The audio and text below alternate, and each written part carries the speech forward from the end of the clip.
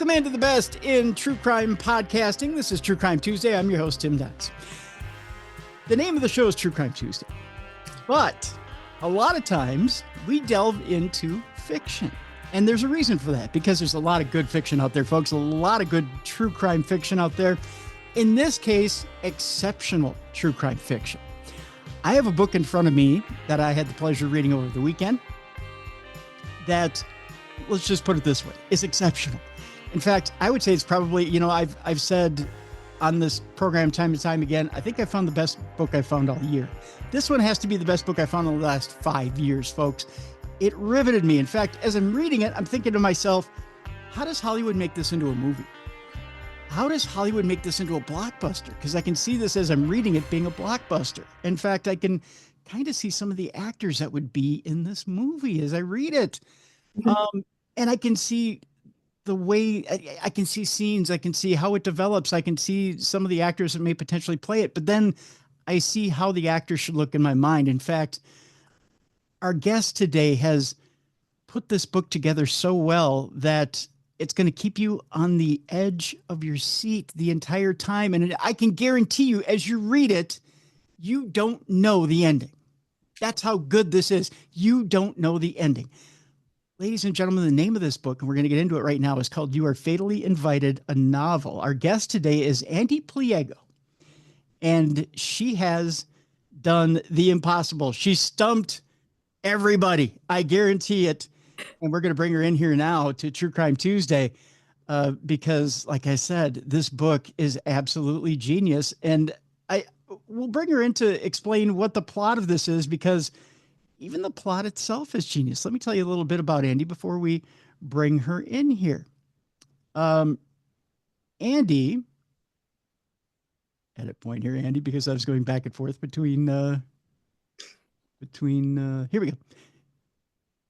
When not reading or writing, Ande Pliego can usually be found dabbling in art, scheming up her next trip, or making constant expeditions to the library. She was born in Florida, raised in France, and having left footprints all over the globe, Ande is settled in the Pacific Northwest with her craftsman husband and little son. The book You Are Fatally Invited, believe it or not, is her debut novel. You would never know it by reading it. I would think by reading this book, this was probably her 10th book. Ladies and gentlemen, let's welcome in for the first time to True Crime Tuesday, Ande Pliego. Ande, welcome in, and thank you so much for being here. Oh, thank you so much for having me and for those kind words. Those are amazing to hear as an author. Oh, I got to tell you, I didn't want to put this thing down. I had to because eventually I had to eat, I had to sleep, I had to, but I as I'm reading this book, I'm riveted. And the thing about this book, and again, I'll have you summarize the plot here in a bit, because I feel I won't do a good job of doing it. But okay, I'll give it a shot. The way I interpret it, you have, I can't do it. I'm going to have you do it. But the way you tell the story from multiple people's point of view is not the first time I've seen this, but the way that you manage to get inside the character and yet feed us the characters incognito and then eventually reveal them is brilliant. And then to mix us up and give us a game of Clue at the same time, which I could tell you're a huge fan of Clue, keeps us on edge as well. And you always keep us guessing as to who this is that is murdering people on this island. Okay, so now let's give people the basic overlay of what this brilliant book is all about. Wonderful. So the story follows a writer's retreat for thriller authors that goes perfectly, wonderfully according to plan, and nothing ever goes off script for it. If you are the murderous author who planned the retreat, invited everybody to arrive.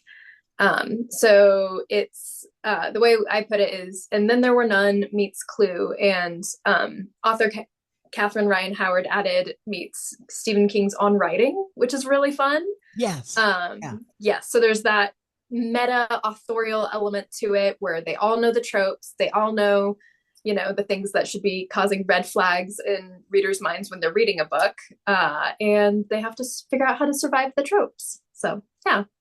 That's brilliant. That's a great way of putting it, and a great way of summarizing it. And the interesting thing about this is the author that gets everybody onto his island. I'll use his here, his island, has done it. And there's a beautiful island, beautiful mansion that everyone is assembling to. These different writers are assembling to, has hired an event planner to put everything together. Mila, who has been put into this situation too, where she's working for him, she's getting instructions from him. Yet we find out she's just as much in the dark as they all are in this whole deal. Yes. She's getting the instructions, but she's just as much in the dark as they all are. Mm-hmm.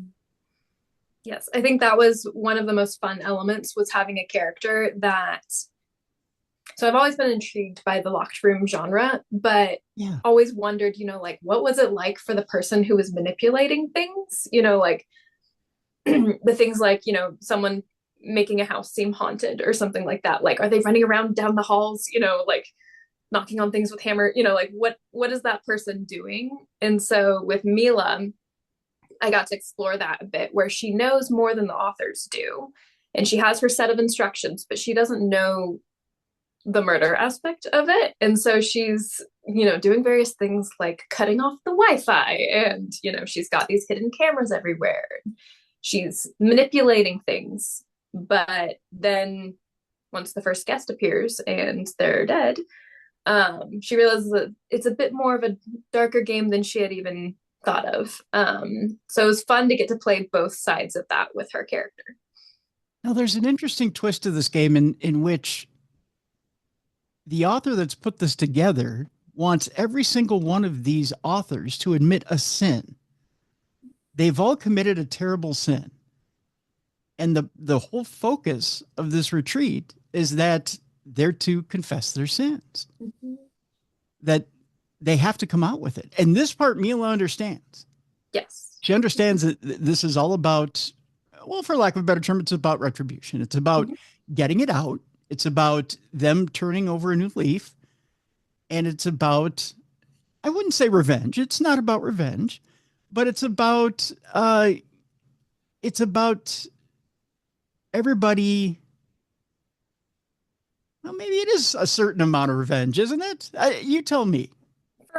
For one author, so the fun bit of this, which is kind of the other part of the hook, is that, so even though she doesn't know why they're all there, why this particular set of guests are here, and what they've done, she has a connection to one of the authors. And so she's personally planning her revenge on that author.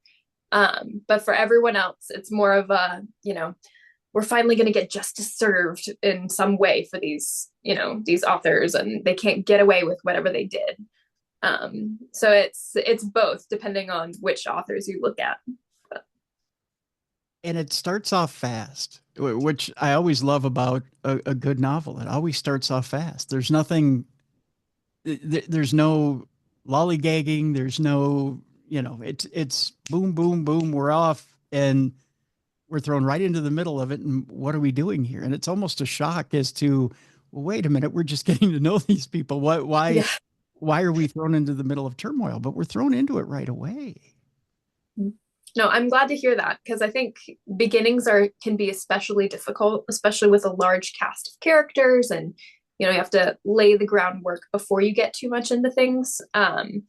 But yeah, for this one, I always wanted it to be, you feel a little bit like the authors, like you come in expecting one thing and then you're thrown into it, and it's a little bit different than you thought. So I have to ask you this, Andy, because but I'm not throwing away a little bit of the baby with the bathwater by telling people that one character is dead right away, right?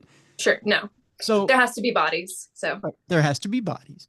But with the one character that's thrown away, you still have to build a backstory with that character, right? You have to make the audience care about that character. But you do a brilliant job of making people care about the character that had to be sacrificed in order to get this thing started. I think maybe we should talk a little bit about that character and the unique relationship he has to one of the people in the house, because it's a unique way in which it's a unique device in which you use in order to get us to say, wait a minute, why would you do that? Why is this person being sacrificed?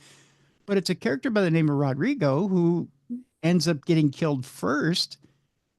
And sadly, he's married to the love of his life, who's also a co-author, and they co-author books together, but he's gone first. Why is this? Yes. So this is fun to figure out how to talk through, like without revealing too much. Sure, but he was a fun character to start with. Because since we have a large cast of characters, I take the reader through each person's point of view at some point in the book, but I don't give them all at once, because that can be overwhelming and make it hard to keep track of who's who and get to know someone's voice. So the story goes over the days of the retreat, and each day focuses on a new author. So we get their perspective in with Mila's, the event planner for the whole book. So for Rodrigo, picking him first, he's what can we say about him? He's the most suspicious of the bunch. So he arrives on the island thinking, what's going on? And this is suspicious. He knows someone else on the island besides his wife, that he doesn't want anyone to know his connection to. And so he's already going kind of like his hackles raised, a little bit on edge.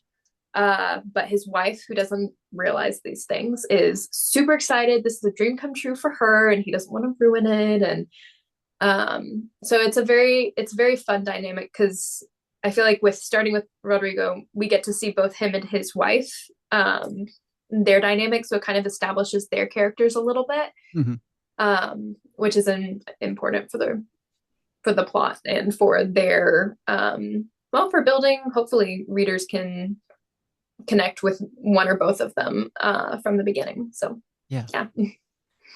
There's some neat little Easter eggs throughout the book. At least for me, there are. And I know for our audience, there are. Part of this program is also a paranormal program. So you do have a paranormal writer in the book. So that's kind of a neat little fancy little deal. The other thing is that the writer that's holding the retreat has this wonderful little study or room that has all these different movie items in them.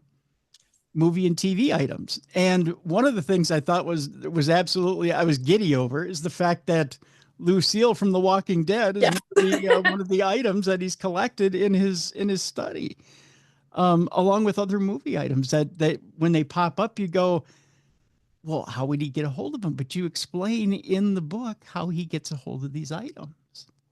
Yes. No, it delights me to hear readers catching these things, because I'm a huge fan of Easter eggs and, like just hiding little things throughout my books. And for this one, it was very much a since it's a book about tropes and, like all the locked room mysteries and thrillers and horror aspects that have come before it, like how can we kind of tip my hat, constantly throughout the book.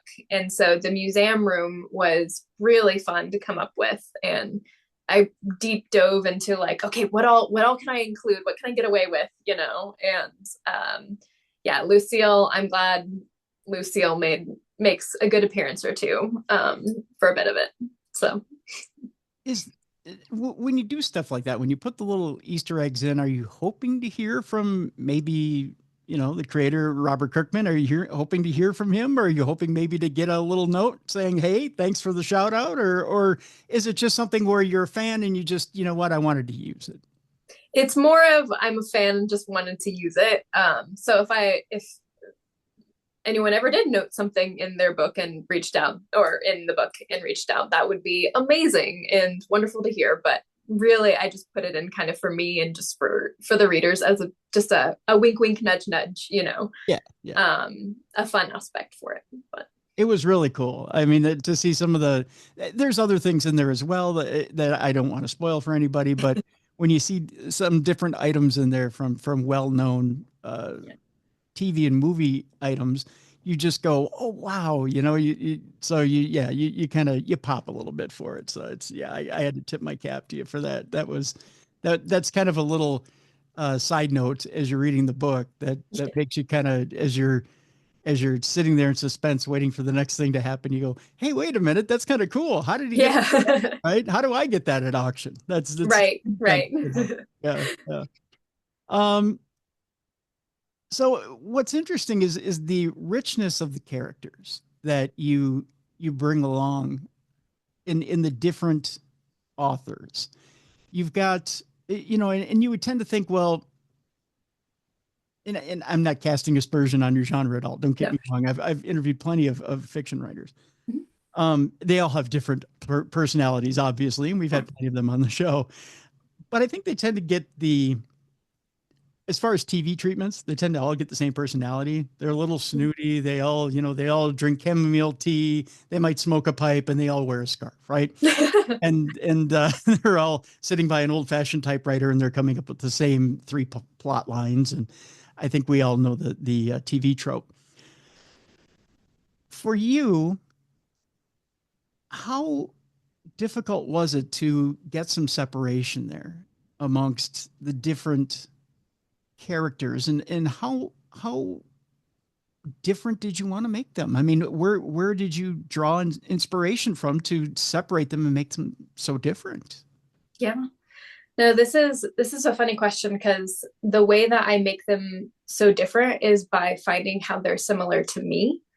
Okay. And letting kind of separating that little piece and letting it grow into its own thing, and then thinking about okay, well, what would a domestic suspense author be like if we leaned into all of the tropes, and if they wrote, they were very prolific and wrote a bunch of stories. So the way I put it was, with each of the authors, I figured out what genres I wanted to have represented, or subgenres of thriller horror-ish.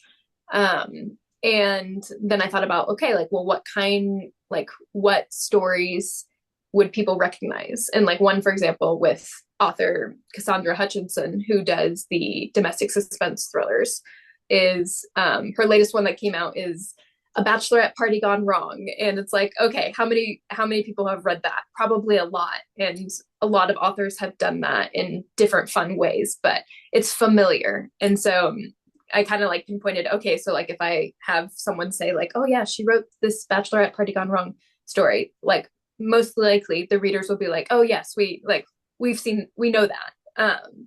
And so then just really leaning into okay, well, what kind of person would, and I'm not saying, it's really funny, thinking about what kind of author could write these things does not, I'm not saying that, all domestic suspense authors are like Cassandra, Right. But thinking about it, on the surface level, it's well, someone who writes domestic suspense that I want to be a fun, she's particularly a big character, a big personality. I was kind of how do I mesh those two? And it's well, she would probably be really nosy and into everyone's business. And, I feel in domestic suspense, that's a big trope, is, the person who's looking through the window at everyone else, or that kind of thing. And so there was definitely that aspect of trying to make sure each of their personalities ties to the genre in some way, not saying that all domestic suspense authors are that way, or that's a common thing, but figuring out how to make readers be able to be okay, I can kind of see that, how that person would write this. And then personality wise, really digging into, what is the thing that makes them tick? What is their sin that Alastor wants to reveal? Mm-hmm. And how did that happen, and what would that have done for their personality and their stories.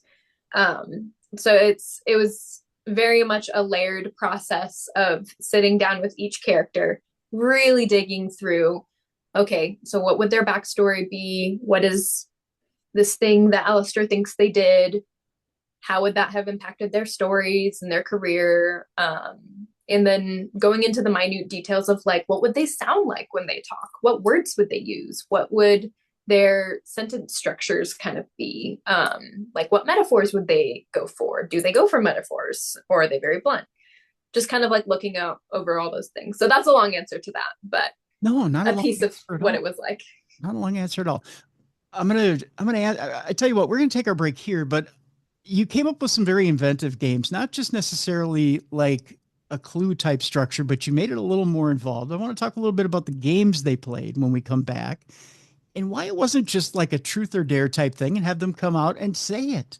Why did the author in this case, why did he want to play we'll put it this way, the deluxe mind game edition of things and try to what was the psychology behind trying to draw things out the way he drew things out? Why put them in the situation they were in? I know you said earlier that you kind of like the escape room feel of things, putting them in a situation and then forcing them kind of like a trapped rat to figure out what it is they were doing. But why the psychology of the game itself? So I want to talk a little bit about the games themselves. And why not just truth or dare, and then let's get it out. And then I want to talk a little bit about the mechanism of the house itself. Yes. Because the mechanism of the house itself is very interesting. Ande Pliego is our guest. Boy, folks, this book is amazing. You got to pick it up. We have a link in the description of this program. Go get it while we're in break. The name of the book is You're Fatally Invited. You're Fatally Invited, a novel. See, I'm so hyped up about it, Andy. I'm having a hard time saying it. You're Fatally Invited, a novel is the name of the book. Go get it in the break while we're gone. When we come back, the mechanism of the house and how it itself is alive and breathing and keeping its eye on everybody, even though the author isn't on site, or is he? We'll talk about that when we come back. And the games that everyone's playing. Why are they playing them? How are they playing them? And are they playing the game even when they're not playing it? We'll talk about that with Andy when we come back right here on the best in true crime podcasting. This is True Crime Tuesday.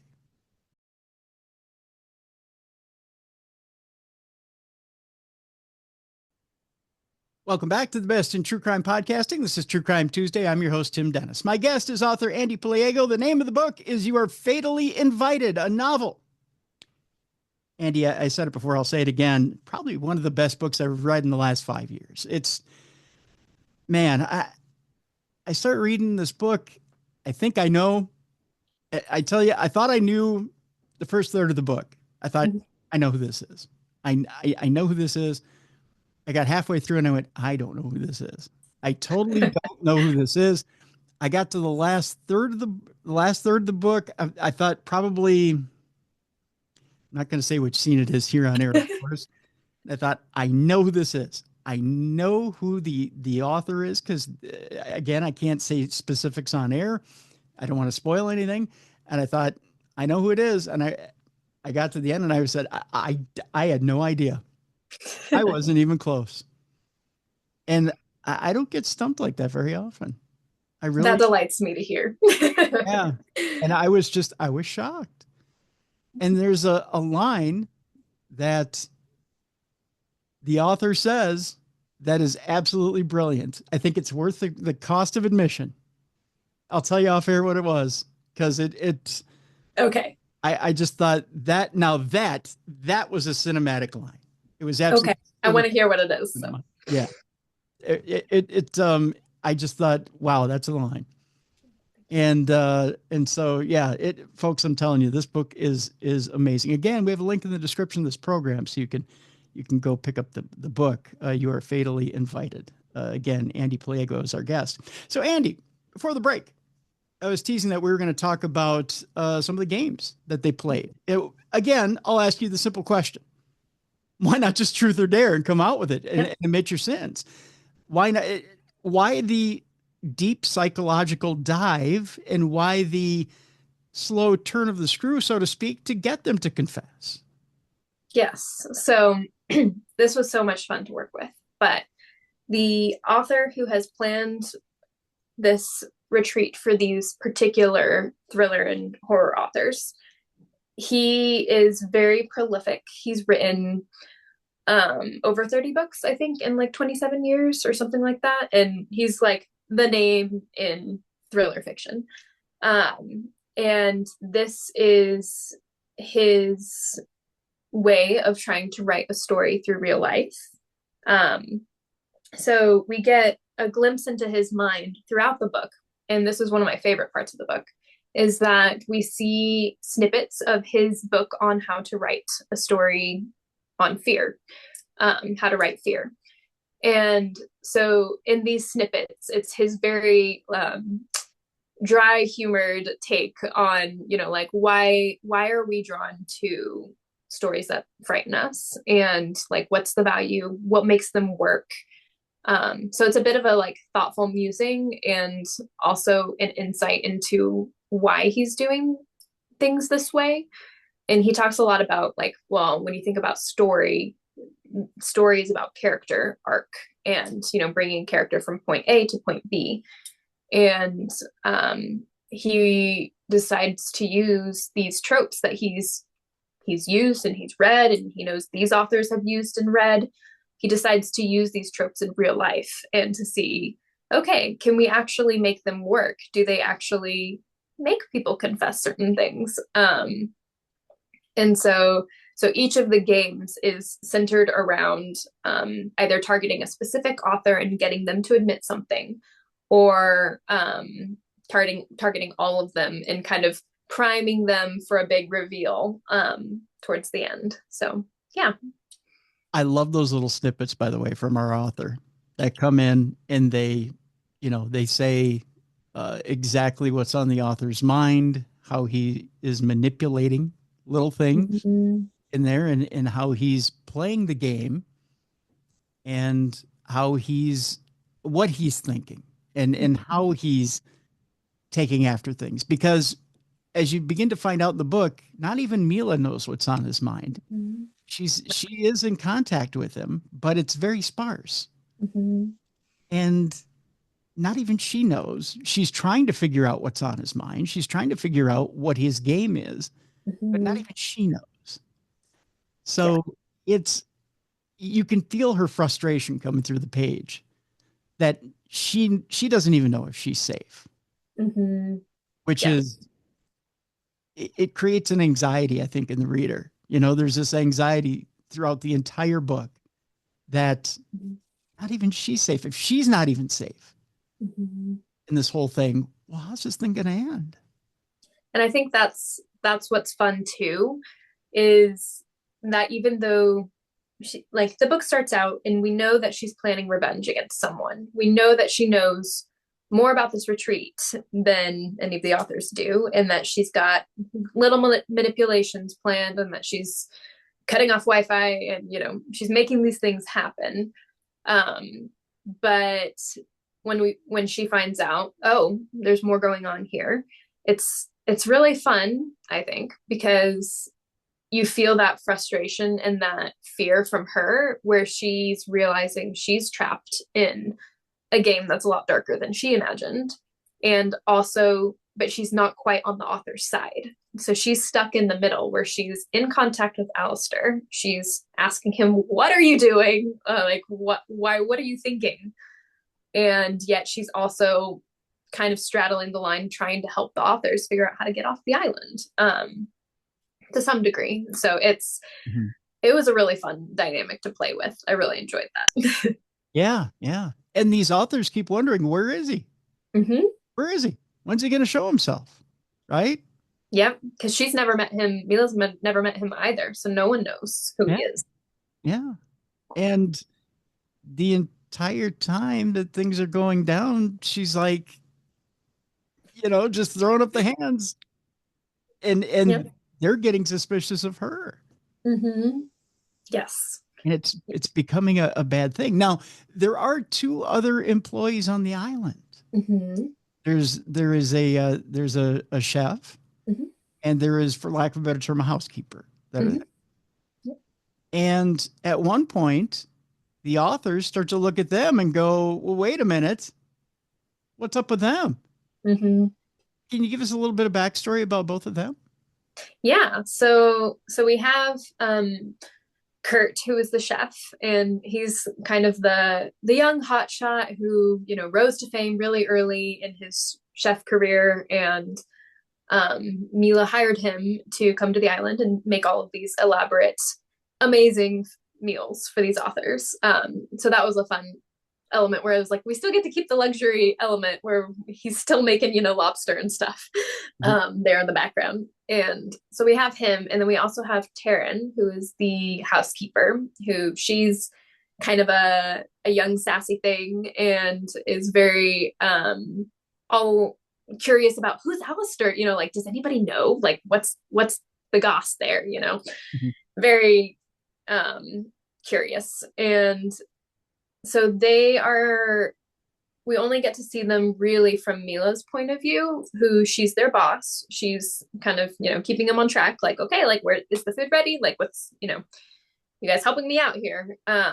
Until the authors, as you were saying, start to kind of be like, okay, who's on this island with us? So we know it's Mila, but then who are these two other people here? And what's really fun is that Mila, who does not piece this together quite right away, it's not really a huge spoiler, but is that Alastor specifically asked for Taryn and Kurt to be the chef and the housekeeper. And so then she's got to figure out why. So Yeah. it adds a little bit of a, so no one is safe. No one is trustworthy here. But. So the house itself, as we begin to find out, is itself a living, breathing item. It's a living, breathing part of this entire game that we're playing. And that it is the eyes and ears of not only Mila, who's able to keep track of everybody, but also of our author, which is kind of brilliant because, as you pointed out, Wi-Fi's been cut off, yet somehow things function. Mm-hmm. Explain to us how this house is accessible yet not accessible. Yes. So Mila has cut like the public Wi-Fi and phone lines and like ensure that no one can contact the outside. But the house itself has a closed system. And so it has computers and cameras everywhere that all talk to each other. And Mila has a smartwatch that she uses to communicate and send like messages to Alastor. So it was fun playing with that because it's a little bit of a twist on the typical closed off island where it's like, actually, she has a way to communicate with someone. It's just this person doesn't want to help. They're responsible. So there are video cameras everywhere. Mila's installed them herself, which is kind of a fun thing. But also, before the authors arrive on the island, the house got quite a bit of renovating to it, and certain areas of it were closed off and made into secret passageways through the walls, and secret doors were put in various rooms that may or may not be the author's rooms of the house. And so Mila knows, or thinks she knows, all of these passageways. And I think there's a line in one of the first chapters where she talks about like before the authors came, she would time herself to see how fast she could get from one end of the house to the other through these passageways. So I always thought it would be fun to play with the idea of a locked house where you know that there's the person prowling around and stalking around. Yeah. But you don't know how they're suddenly, over here and then suddenly they're over here. So with this, it was like, oh, we get to actually poke at that a little bit affectionately and have Mila have to figure that out. Like, okay, how do I be in two places at once kind of thing? Yeah. Because especially with an old house like that, I mean, again, we're playing with with paranormal stuff that could be or couldn't be paranormal stuff that, I mean, stuff that should have a real explanation and does have a real explanation, but people are going, well, wait a minute, I just saw you there. I mean, you've heard of doppelganger syndrome before, right? People could say, well, I just saw you over there. Why are you here? Type stuff. And it's stuff that plays with the mind. There are people that are actually in the house, people like Fletcher, who are extremely not only narcissistic, but cynics that would say it's just your imagination. See anything that happened like that. She has to come up with very real explanations as to why she would be in two places at one time and manages to come up with those answers. But it's hard to come up with those answers. Yes. Without revealing herself. I mean, but she manages to brilliantly do that, which I'm impressed with a lot of the things that she manages to do behind the scenes. One of the things I'm wondering how far we can deal into this, and I know it's not far, but maybe we can tease it a little bit. As Mila has a little bit of revenge on her mind, there's also something else going on in the background that she never figured would happen. And that's a little bit of chemistry with one of the people in the house. Can you talk a little bit about that? Yes. So, Mila's a big reader. She's read all of their books. And so she has an idea of who they are mostly before she's even given the guest list of who's going to be at the island.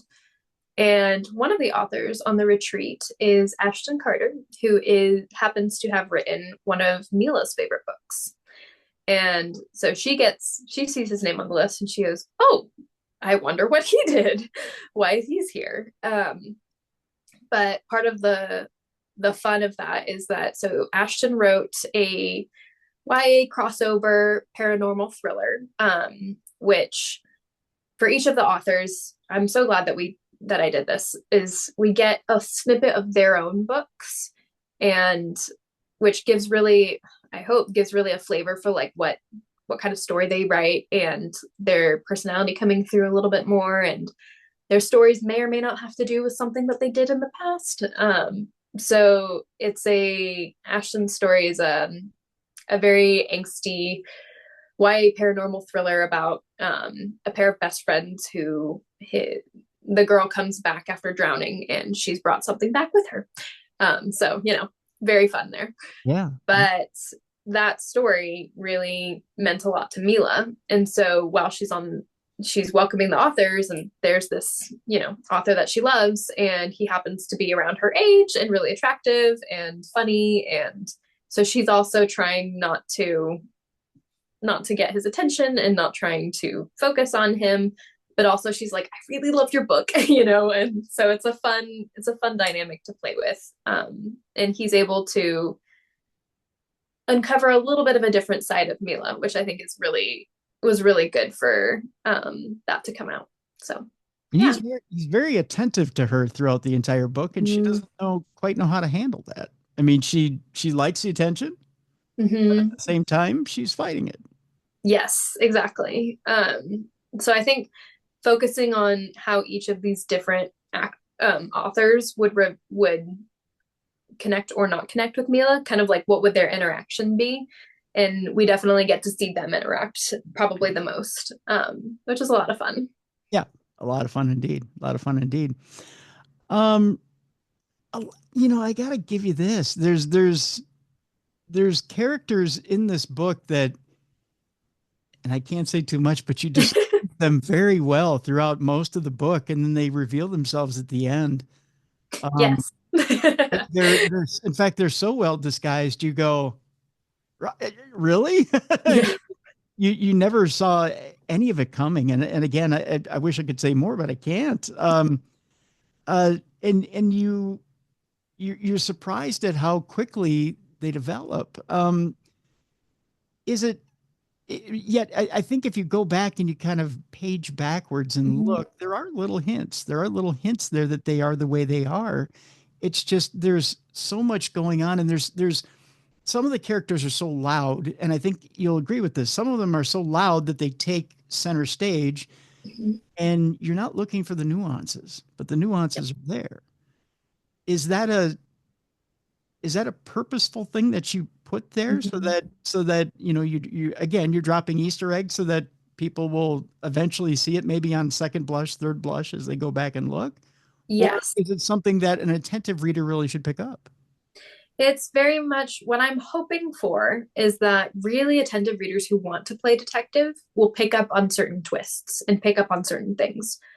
I really hope that I still get them with other twists and other reveals. But it's so I want to reward readers who really are paying attention and really trying.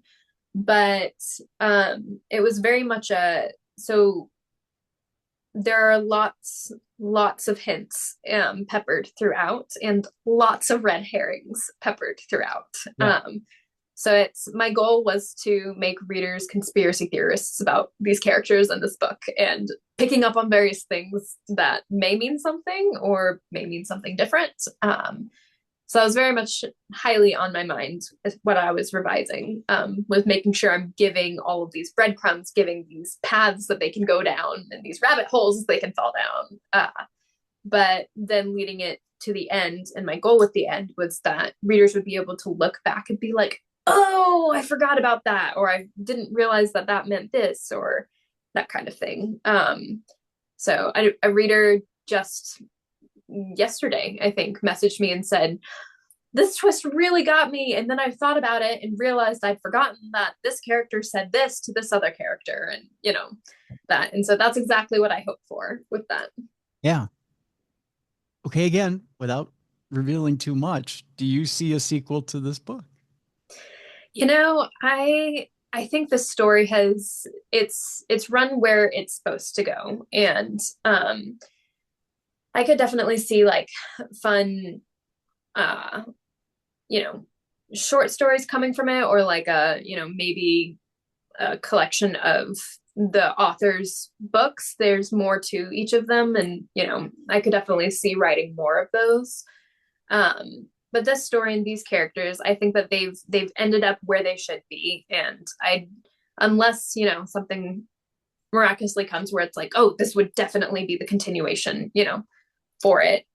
I think that it's run its course, and I'm really happy with where it ended up. Although I will say that because I am such an Easter egg person, probably all of my adult thrillers will in some way have nods to each of them.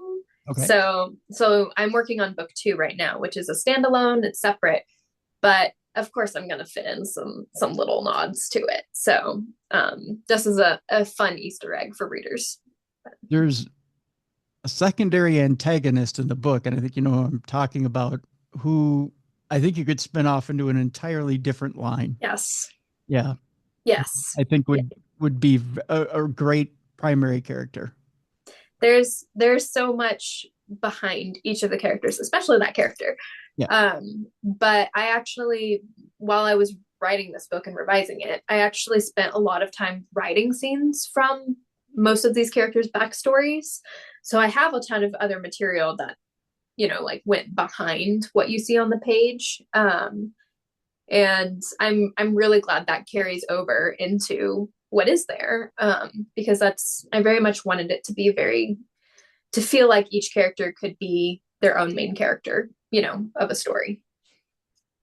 With that in mind, Andy, before we leave people today, I have to ask you this: when you kill off, because you put so much effort into these characters, and they are, each one of them you find yourself attaching to in this book. You really do. You find yourself emotionally investing in each one of these characters, even the most narcissistic.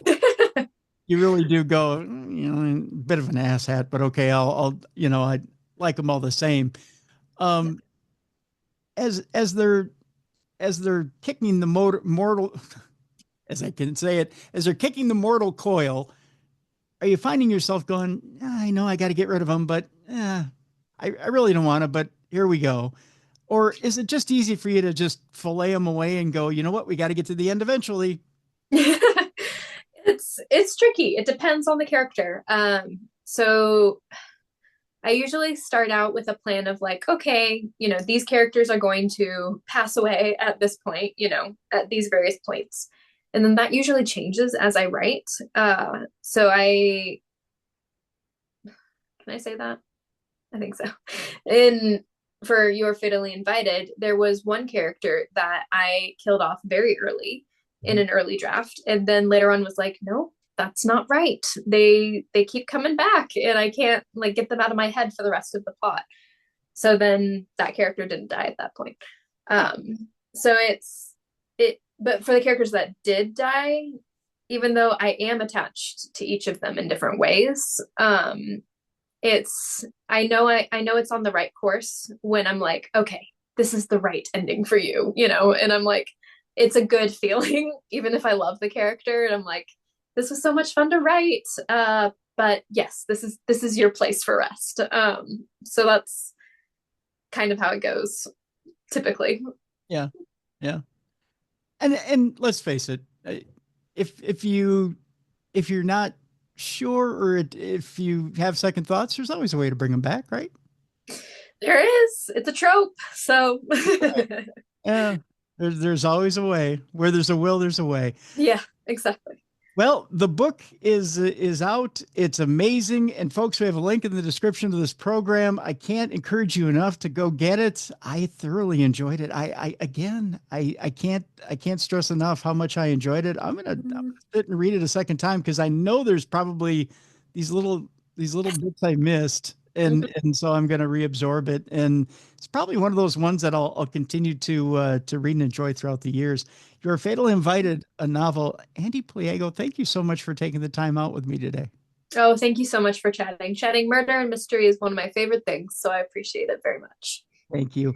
Folks, we're going to lighten things up a little bit. It's time now for us to bring in Jessicafreeburg, and it's time now for Dumb Crimes and Stupid Criminals. It's Crayon News story time.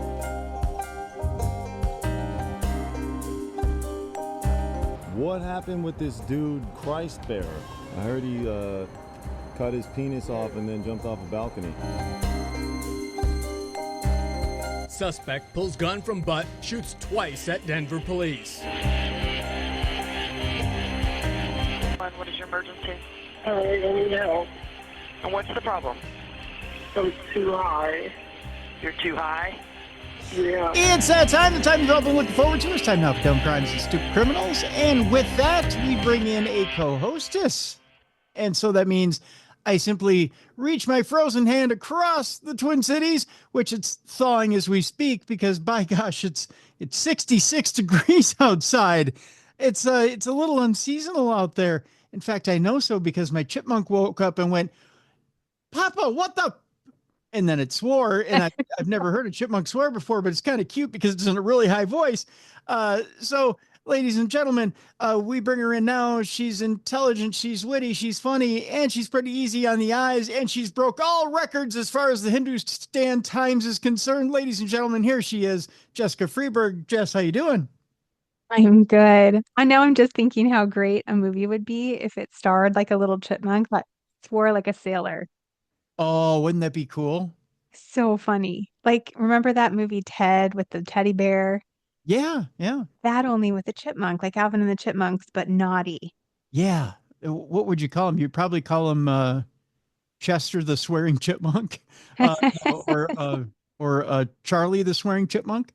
That works. Yeah, or you, what would you it has to be more of a have more alliteration to it, like Charlie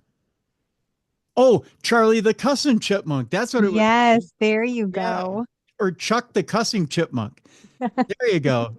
Chuck's even better because that rhymes with something. Oh yes, yes. Chuck the Cussing Chipmunk. Right. You can't put it on a movie marquee, but it's darn funny. Yeah, it could be implied. You could use the, And symbols and the such. little bleep, yeah. Chuck the Cussing Chipmunk. Yeah. Yeah. Yeah. So yeah, I think mine in the garage would he would qualify. I actually had I went to go get Indy seats because Indy's the only one who's awake right now. He's an early riser and he's the last to go to bed. I'm convinced he's strung out on coke. I think is what it is. He's a cokehead. He's a cokehead, yeah. It's just right for this movie part. I mean, Yeah. it's made for him. Yeah, yeah. But he woke up. I think he woke up earlier. I think he's been up for about a week straight. Yeah. Yeah. But because I've noticed that like seeds have been disappearing, but he just finally made himself known on Saturday. Yeah. But so I went to the hardware store to go get fresh food for him. And I ran into a woman in the I'll make this quick here, in the hardware store, and she was getting stuff for her birds. So and I'm proudly getting my black oil sunflower seeds and my peanuts, right? And she goes, "Oh, you have birds too?" And I go, "No, I have trained chipmunks." And she went, "Oh, Ish. Oh, fuck you and your birds too." That's right. I mean, They're no, not Ish. I didn't say that. I was like, "Oh no, they're trained." She goes, "Oh no, they chew through everything." I go, "No, not if you feed them." Yeah, they only do that if they're starving. That's right. You may starve your chipmunks, but mine are fed and they love me. So Yep. they don't chew through my stuff. So there you go. I think that's the key. If you're nice, Keep their bellies full. yeah, then they don't chew through all your stuff. Yeah. Yeah. I've thought about that with the bunnies because we have such a bunny problem. Oh yeah. And I always feel bad because we never kill the bunnies, of course, but my husband will trap them in a kind trap with food, and then he takes them out to a field and lets them go. Mhm. But then I'm like, now I feel bad because they kind of live in families. Like Yeah, yeah. you're taking away part of their family. Well, see, he's So got half the equation right because we have bunnies in our yard, and we feed them, and you know what? right. They're never harmful that way. Oh man, they're so bad here. They ate my Christmas lights last year. Like they literally ate the Christmas lights. Really? Yeah, they're crazy. You know what I'm finding about most of these wild animals, Jess? They're pretty well domesticated when you put dishes of food out.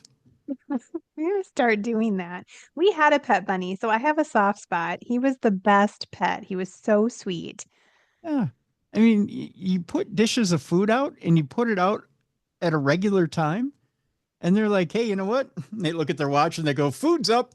And then they know what time the food comes out. Just like my regular children. Yeah. They go, "You know what? Food's on." And they know you when you come out, and they're like, "Hey boss, what's up? Food coming on?" And they get to know you, and they know, "Hey, you know what? I'm not going to mess with your stuff if you put food out." All right, I'm really gonna try that next winter with the bunnies. See if we can't keep their bellies full so they stop eating everything. And if push comes to shove, you just look at them and go, "Hey, you little son of a bitch, don't eat my stuff because I'm giving you food." And then they don't do it. Well, Actually, when we had our big dog, he was a Vizsla, so he was a hunter, Mhm. and he would catch them. Like he would go Oh. outside and catch them, and then it was over, and that was terrible. Like it was so sad and traumatic for all of us. see, And then we got this pet bunny when we had him, and he was like, "What is going on? Why is this bunny in my house and I can't attack it?" oh, yikes. Yeah, that could be confusing. Yeah. His eyes were constantly dilated for the first week. He just looked like traumatized and like he was so torn. Like they're telling me no, they said he's my brother. I want to eat him. I want to rip his head off and throw it around the house. Can't do But then after a while, I have pictures of them sleeping together. They became best friends. It just took a little bit. So you're the one with the blackmail material. I see. Huh. Yep. Yeah. Now people are going to think I'm nuts. They're going to think I'm stark raving nuts here, Jess. But if you have a little conversation with them, like I'd tell them, like I tell the chipmunks, I'd say, "This is Papa's den. Don't chew up stuff in Papa's den." And they just kind of look at me like, "Okay, you just keep feeding me. I won't touch anything." Yeah. The minute you stop feeding me, all hell's going to break loose. It's an Keep them agreement. fed. Yeah. Keep them fed. That's the trick. Yeah. Keep them fed. The minute you stop feeding them, though, the agreement's off. Yeah. Switzerland. Imagine it's the same with children. You stop feeding your kids and all hell breaks loose. Yeah. Yeah. Then they're going to destroy your stuff. That's right. Yeah. But you keep them fed. And surprisingly, nice stuff happens. They're well behaved. Yeah. That's right. See what happens? So that's your little lesson for today. Keep them fed. There you go, folks. You learned something new. Yep. And you know what? If you feed them their favorite stuff, oh boy, are they happy. Yeah. So see, little things you learn on this show, Jeff. Little things. That's right. We're here to educate, really. We really are. Educate and inform. Yeah, and entertain. So there you go. We're going to try and entertain you, not with dumb crimes, stupid criminals. We've taken up a lot of your time here. You know, especially with chipmunks and bunnies. It's spring, though. Did you have a tough time springing ahead this weekend? You know, it wasn't too bad for me. I slept in a little bit. I mean, when I woke up and it was like 7:30 and I was still super tired, I'm like, oh, it's actually 6:30. That's not so bad. Yeah, it hit me like a Mack truck for some reason. Did it? I know my husband too. He's having the worst time, but I took today off because my daughter had her permit test, and Yeah. so we just kind of like made a day of it, and like Yeah. I didn't want her to feel stressed. So I was like, take a mental health day. We're gonna stay home. You can study. We'll have a nice lunch, and apparently that also meant buying her a new snowboard and everything that goes with that. But that's a crime. Let me tell you, the price of snowboarding is a crime. Yeah, it is. But anyway, I digress. So my husband had to get up and go to work, and we're just like lounging with puppies on our laps, drinking coffee while they walked out the door. Like, What happened to nice, easy mental health day? I think yours probably deteriorated at the price of a snowboard, didn't it? it was so bad. I mean, because you got to buy all the things. It's not just a snowboard. Right. You also have to get a helmet. And then you have to get these things that go on the snowboard. I think they're called casings. I don't even know. Yeah. I don't know what they are. But everything is a couple $100 minimum. And then you had to buy the boots. Yeah. The boots were more expensive than the board. I better. Yeah. But she doesn't have a winter activity. Like, she doesn't do a winter sport. And she quit doing circus. Like, so, we were paying so much for circus classes. I'm like, I guess this is your sport now. So, You know, it's a nice, cheap winter sport. sledding. Snowman building. Yeah. It's a couple of gloves and you go out there with your imagination. Tim, I missed the day when that was all my kids required of me. Yeah. Snowman building. If you have to, draw them a picture, a little outline. Just say, here's what it will look like. Go out and use your imagination. There you go. And you know what? Oh, You don't have to spend a couple $100 on bindings. Oh, is that what they're called? Are they bindings? Bindings, casings, whatever you call them. Yeah, no, I think it is bindings. I think you're right. They're really pretty. They're teal. Everything's beautiful. You know what else is really, really pretty? That carrot you put for the nose for the snowman. And you can eat it if you get hungry. Yeah. Yeah, I must have looked like just traumatized as I was checking out, and I'm like, are the gloves on sale? Because she found a pair of gloves she wanted to, and gloves are important when you're out in the cold, but they're so expensive. And he goes, I'll make them on sale. Like, thank you. That's the least you could do, buddy. You could have just bought just the pair of gloves and left everything else at the store, and you could have used those for the snowman building. Let me tell you, she couldn't just ski. We got free skis from a friend. Fit her perfectly. She had the boots, she had the ski, and then the friend's daughter loves to snowboard, so they went snowboarding last weekend, and she's like, "Oh no, snowboarding's the ticket." Oh, of course it was. Killing me, kid. Yeah. Next, it's going to be hot air ballooning, and you're going to have to buy one of those and put it in the backyard. It's always something. Yeah. Oh well. What do you do? Well, you know what? I can teach her how to raise chipmunks. That's pretty cheap. I'm sending her over. All right. I can teach her how to train chipmunks. That'll calm her down for a little bit. That'll be a nice. That felt like free therapy. Thank you for listening, everyone. Not a problem. We're here for you. Thank you. We really are. Well, today in the big show, we've got some interesting stories here, Jess. We're going to tell you why Pringles are are detrimental to our health. We got two stories today that you're probably not going to touch a can of Pringles for a while. I'll just put it that way to you. Also, we're going to tell you why we're going to be talking about pee-pee later on in our Not Safe for Work stories. That's coming up as well today. But first, we're going to take and read a story from one of our listeners. By the way, if you have a story for us, tim@darknessradio.com. You can send your stories for Dumb Crime, Stupid Criminals there. Police pull a partial car from a river believed to belong to a family that vanished in 1958. We're going to take a little bit of a off the beaten path deal here as we go to Oregon and Cascade Locks, Oregon. A crane resumed dredging on the Columbia River last week as it tried to clear a way to pull out a station wagon that's believed to have belonged to an Oregon family of 5 that disappeared nearly 70 years ago while they were out searching for Christmas greenery. Oh no, seriously? Yeah. Oh. Yeah. Police recovered the car's frame, and investigators said that they are going to use that to confirm if the car belonged to the Martin family. The search for family was a national story at the time and led to some to speculate about the possibility of foul play with a $1,000 reward offered for information about their whereabouts. Well, that's why they were gone for 70 years. It was only $1,000. But back then, that was a lot of money. Well, it was back 70 years ago. Sure. $1,000 is a lot of money. You got to up that as the years go by, right? Yeah. Today it's a stop at the snowboard shop. Yeah. You can't even buy anything for $1,000 at the snowboard shop. That's so sad. Yeah. Did they find the bodies in the vehicle? No, but they found a snowboard and a pair of boots. You might want to pick them up on your way out, Jess. I'm just saying. I'll take that snowboard. Thank you. Yeah, it smells a little, but I think you can probably clean it off. Just kidding. Salvage efforts were called off just before dark on Thursday and resumed early Friday of last week. While attempting to recover the car, the chassis became detached due to debris. Crews were able to recover the chassis and the car's engine around 3:50 p.m. last Friday.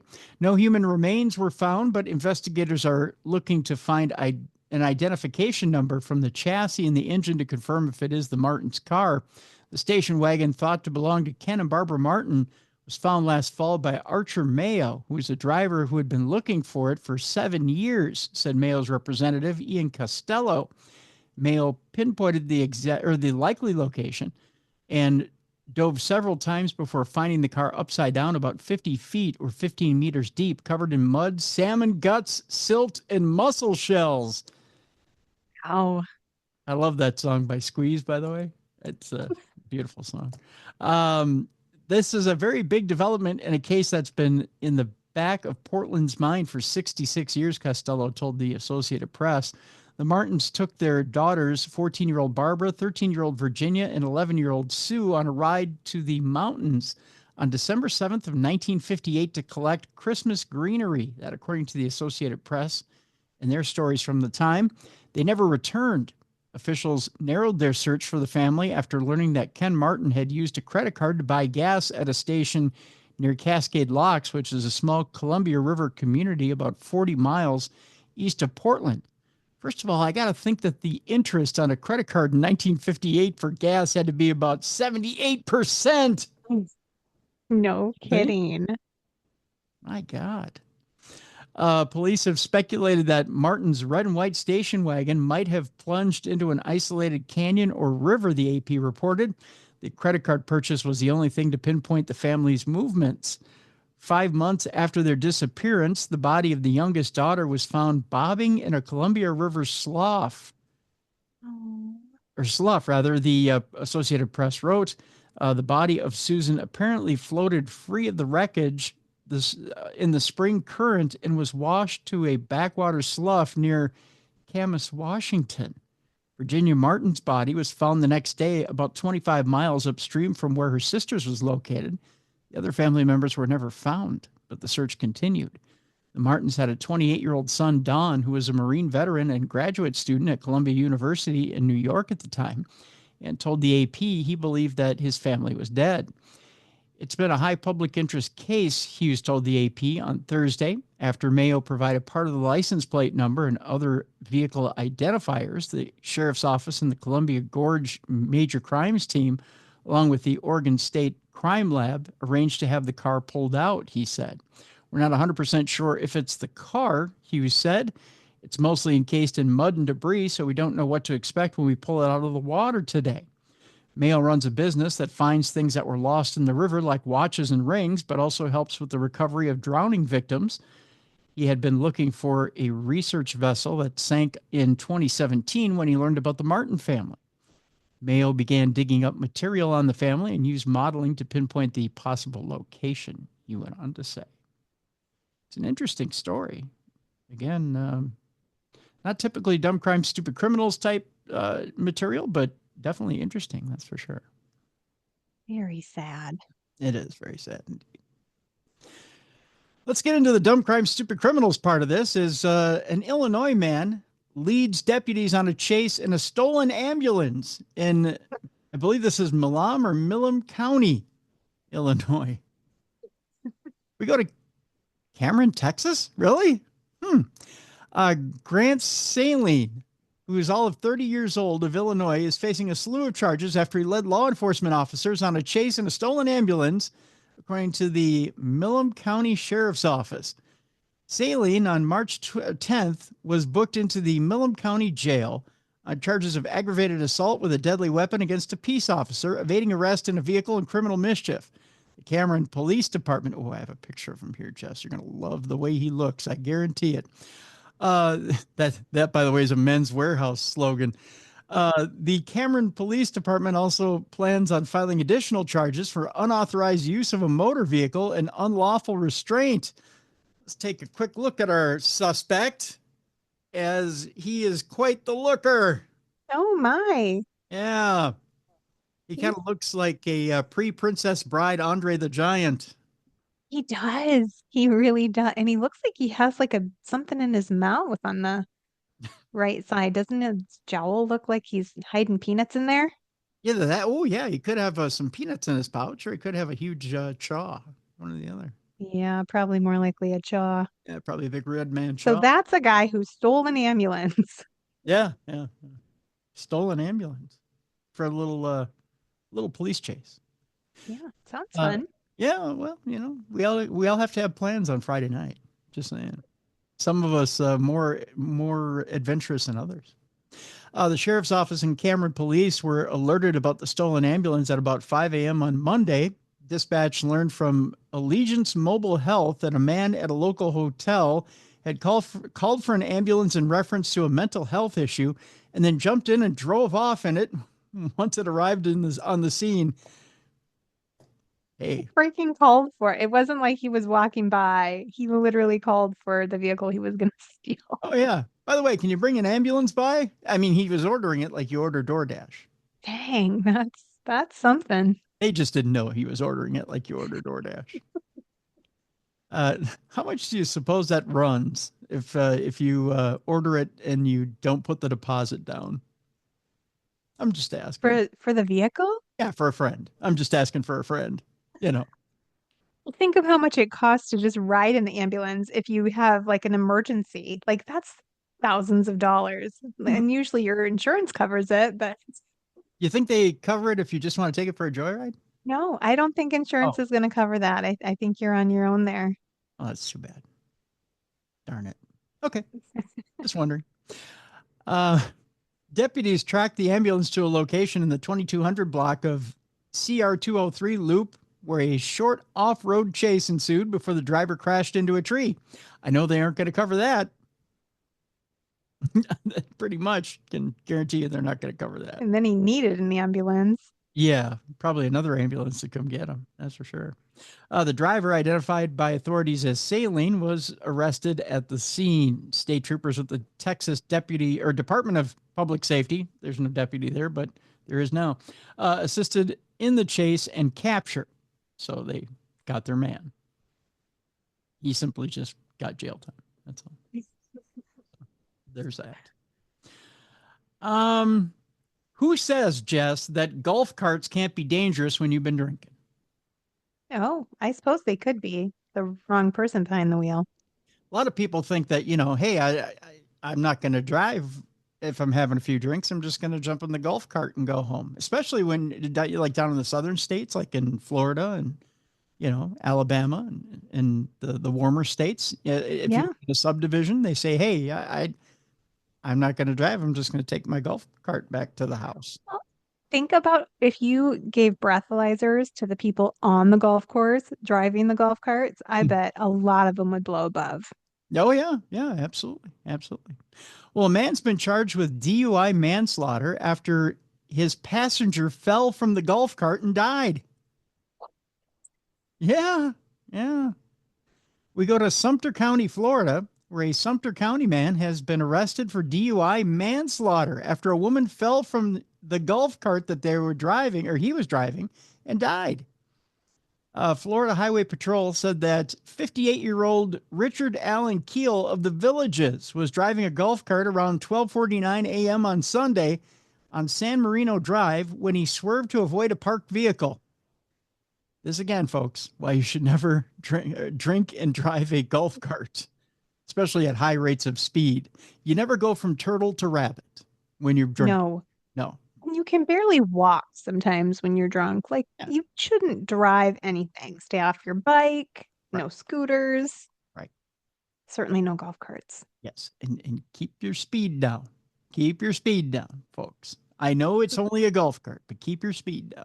Just saying. Keel's passenger, a 60-year-old Illinois woman, fell out of the golf cart during the maneuver. I love that they call it a maneuver. And suffered serious injuries. She was transported to an area hospital where she later died.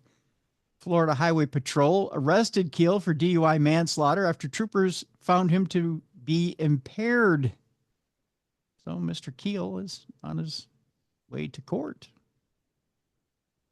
And it's not the people's court. No. No. This is the big time. Big time. He's in big trouble. Speaking of big time trouble, Jess, we have another story from another one of our listeners. The FBI is offering a $10 million reward. This isn't the first time I've heard of this story, by the way. $10 million reward for a Canadian ex-Olympian accused of running a drug empire and ordering murders. Whoa. And when what sport did they play? Oh, no, are you ready for this? Oh it's my probably gosh. a good thing that the daughter chose snowboarding. Because he's a skier. Oh, See, that explains it. Those skiers. yeah, you just avoided a life of crime for your daughter. Just saying. Ryan Wedding has been added to the FBI's top 10 most wanted fugitives list. That's crazy. Let me show you a picture of Ryan Wedding, who's of course got the perfect Canadian balding haircut. If you take a look Oh my here, gosh. look at that. From skiing in the Olympics to running a kingpin drug ring. Yeah, he's got the balding party in the balding business in the front and the party in the back. Yeah, he's got the. Yeah, you kind of just got to cut your hair when you get to that point, though. Honestly, guys. You think so? Has he balded enough to shave her down? Yeah, I think so. Yeah, it's pretty thin up there. Pretty thin up there. The air is thin up there. Is that what you're saying? Yeah. Oh, it is thin up there. Boy, I just got a second look. Yeah. Yeah, you can see scalp. Ooh, yeah. Yeah. Yeah. There's it looks like someone has tried to play through on the top of his head as far as trying to hit the golf ball off the top of the old scalp. Yeah. Took a couple of divots off the top. The FBI announced Thursday that Canadian former Olympic snowboarder Ryan Wedding. He is a snowboarder. Oh, I'm taking all this stuff back. Yep, take it all back. Take it all back. You can't have your daughter involved in a drug ring. No, not my sweet little one. Former Canadian Olympic snowboarder Ryan Wedding has been added to the agency's top 10 most wanted fugitives list. Wedding faces several U.S. charges, including conspiracy to export cocaine and running a criminal enterprise and murder. What? That's just crazy. It's crazy that he's running a drug ring, but even crazier that he's freaking ordering murders. Well, you know what they say. Today you're hitting the slopes. Tomorrow you're watching somebody slope over and die. You're calling in a hit. Mm-hmm. Yikes. Not your baby girl, Jess. Not your Nope. baby girl. Nope. Not my baby. The U.S. State Department's Bureau of International Narcotics and Law Enforcement Affairs announced it's offering a $10 million reward for information that could lead to the 43-year-old's arrest, along with the FBI's current offering of $50,000 for more information on wedding. Although I'm going to offer a solution to you here, Jess. What's that? $10 million is a lot of money. It really is. Have you ever thought about undercover work for your little baby girl? I think she'd be good at that. Hmm? She has a good poker face. You can never tell when she's cheating at cards. There you go. Just get her on the slopes with the snowboard and have her do a lot of this. See if she can attract his attention. And then, boom, they put the little metal bracelets on him and $10 million. We get ourselves some money. That's right. And you can finally pay off that snowboard. It's true. Just saying. Right. Wedding's drug trafficking network allegedly regularly shipped hundreds of kilograms of cocaine from Colombia through Mexico and Southern California to Canada and locations in the U.S. And that's why we have tariffs. No, I'm just kidding. Okay. Wedding is also accused of orchestrating multiple murders as part of these drug crimes. He is reportedly known by several aliases, including El Jefe, Public Enemy, and Giant. Oh. As in giant bald spot. And I say this being a bald man. There you go. At Thursday's press conference in Los Angeles, officials said Wedding is believed to live somewhere in Mexico, possibly under the protection of the Sinaloa cartel. Ooh, he plays for keeps. Wow. The Sinaloas, they don't play. No, this is like serious. Yeah. Yeah, this is Cart Weiland, who is a senior State Department official, told reporters that after his successful snowboarding career, Wedding went downhill in a different kind of way. Clever. Yeah, isn't it? You know, he'd just been sitting on that line for like weeks. He's like, so excited he could use it. He's like, I know how I can frame this at the press conference. You know, Wedding went downhill in a different kind of way. Right. Oh, Weiland had another quip. Said he traded snow for another kind of powder. Oh, yes. There's so many of them in this story. It's amazing. It's like this guy sat around the office writing really bad dad jokes. He's like, what cliche can I use next? Prosecutors in Toronto court said in a recent letter that they believe Wedding has been on the run since October, when authorities first identified him as the leader of a major criminal enterprise that works with Mexican cartels and ordered multiple murders in Ontario. When they put the two together, they laughed hysterically for about half an hour, and then they realized it was a real deal. I'm just saying, you couldn't write that in a Hallmark movie. No, it's so crazy. It is. His alleged second in command, fellow Canadian Andrew Clark, was arrested by Mexican naval forces in October. Boy, there's a plot point you would never put in a Hallmark movie either. 34-year-old Clark was among the 29 alleged Mexican drug cartel members who were sent to the United States earlier this year in a mass handover overseen by Attorney General Pam Bondi. Really? Wait, we brought him back? I thought we were sending them there. We brought him to, I suppose we were going to prosecute him. No, he's one of ours. Oh, he is one of ours. Or is he one of Canada's? Hey, he's not ours. We don't own Canada yet, Tim. Well, it's going to be our 51st state pretty soon here, Jess. I mean, I don't think they want us. They seem really mad. Nobody wants us, Jess, but that's not how it works. Pretty soon it'll be Greenland, Canada, and Panama Canal. It'll all be ours. So there you go. In addition to the I just sound insane right now. In addition to the drug trafficking accusations, Wedding and Clark, which sounds like interior decorators, doesn't it? Wedding and Clark? It certainly doesn't sound like drug dealers. No, it doesn't. If you'll just buy a kilo from us, we'll do your next engagement, if you will. We'll do a nice party. We'll cater the entire thing. Wedding and Clark are accused of orchestrating the murder of 4 people in Ontario in November of 2023 over a stolen drug shipment. The 2 of the deaths have been described as the result of a mistaken identity shooting. Oh, you never know. No. They You never killed know. the wrong people. Yeah. Well, they're not pros. I mean, Wow. they're barely pro snowboarders. That's horrible. You're just minding your business and somebody freaking kills you because they think you stole their drugs. You just hear this. Oops, sorry. Wrong person. Sorry. Sorry. Because he is Canadian. So Oh, that's right. Sorry. you're sorry. They're very apologetic. They're very nice people. When they're not killing you and filling you full of drugs. They're nice people. Speaking of drugs, this next story is a little alarming as well. A group home worker is arrested and accused of showing up to work on meth. Ooh, not good. No. We're going not too far away from Canada, Jess. We're going to the state that could be considered Canada, Minnesota. I was going to say, don't tell me you're coming home, Tim. That's right. We're going to Fergus Falls. Oh, darn it. A Fergus Falls woman, 63-year-old Tina K. Fabian. Oh, Tina K.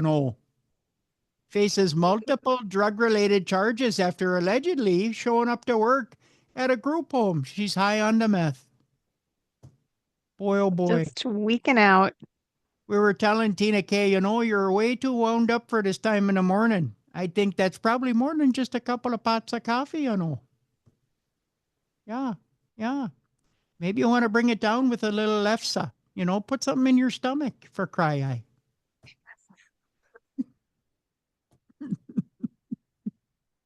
Oh, man. I gotta imagine that's what the nurses said.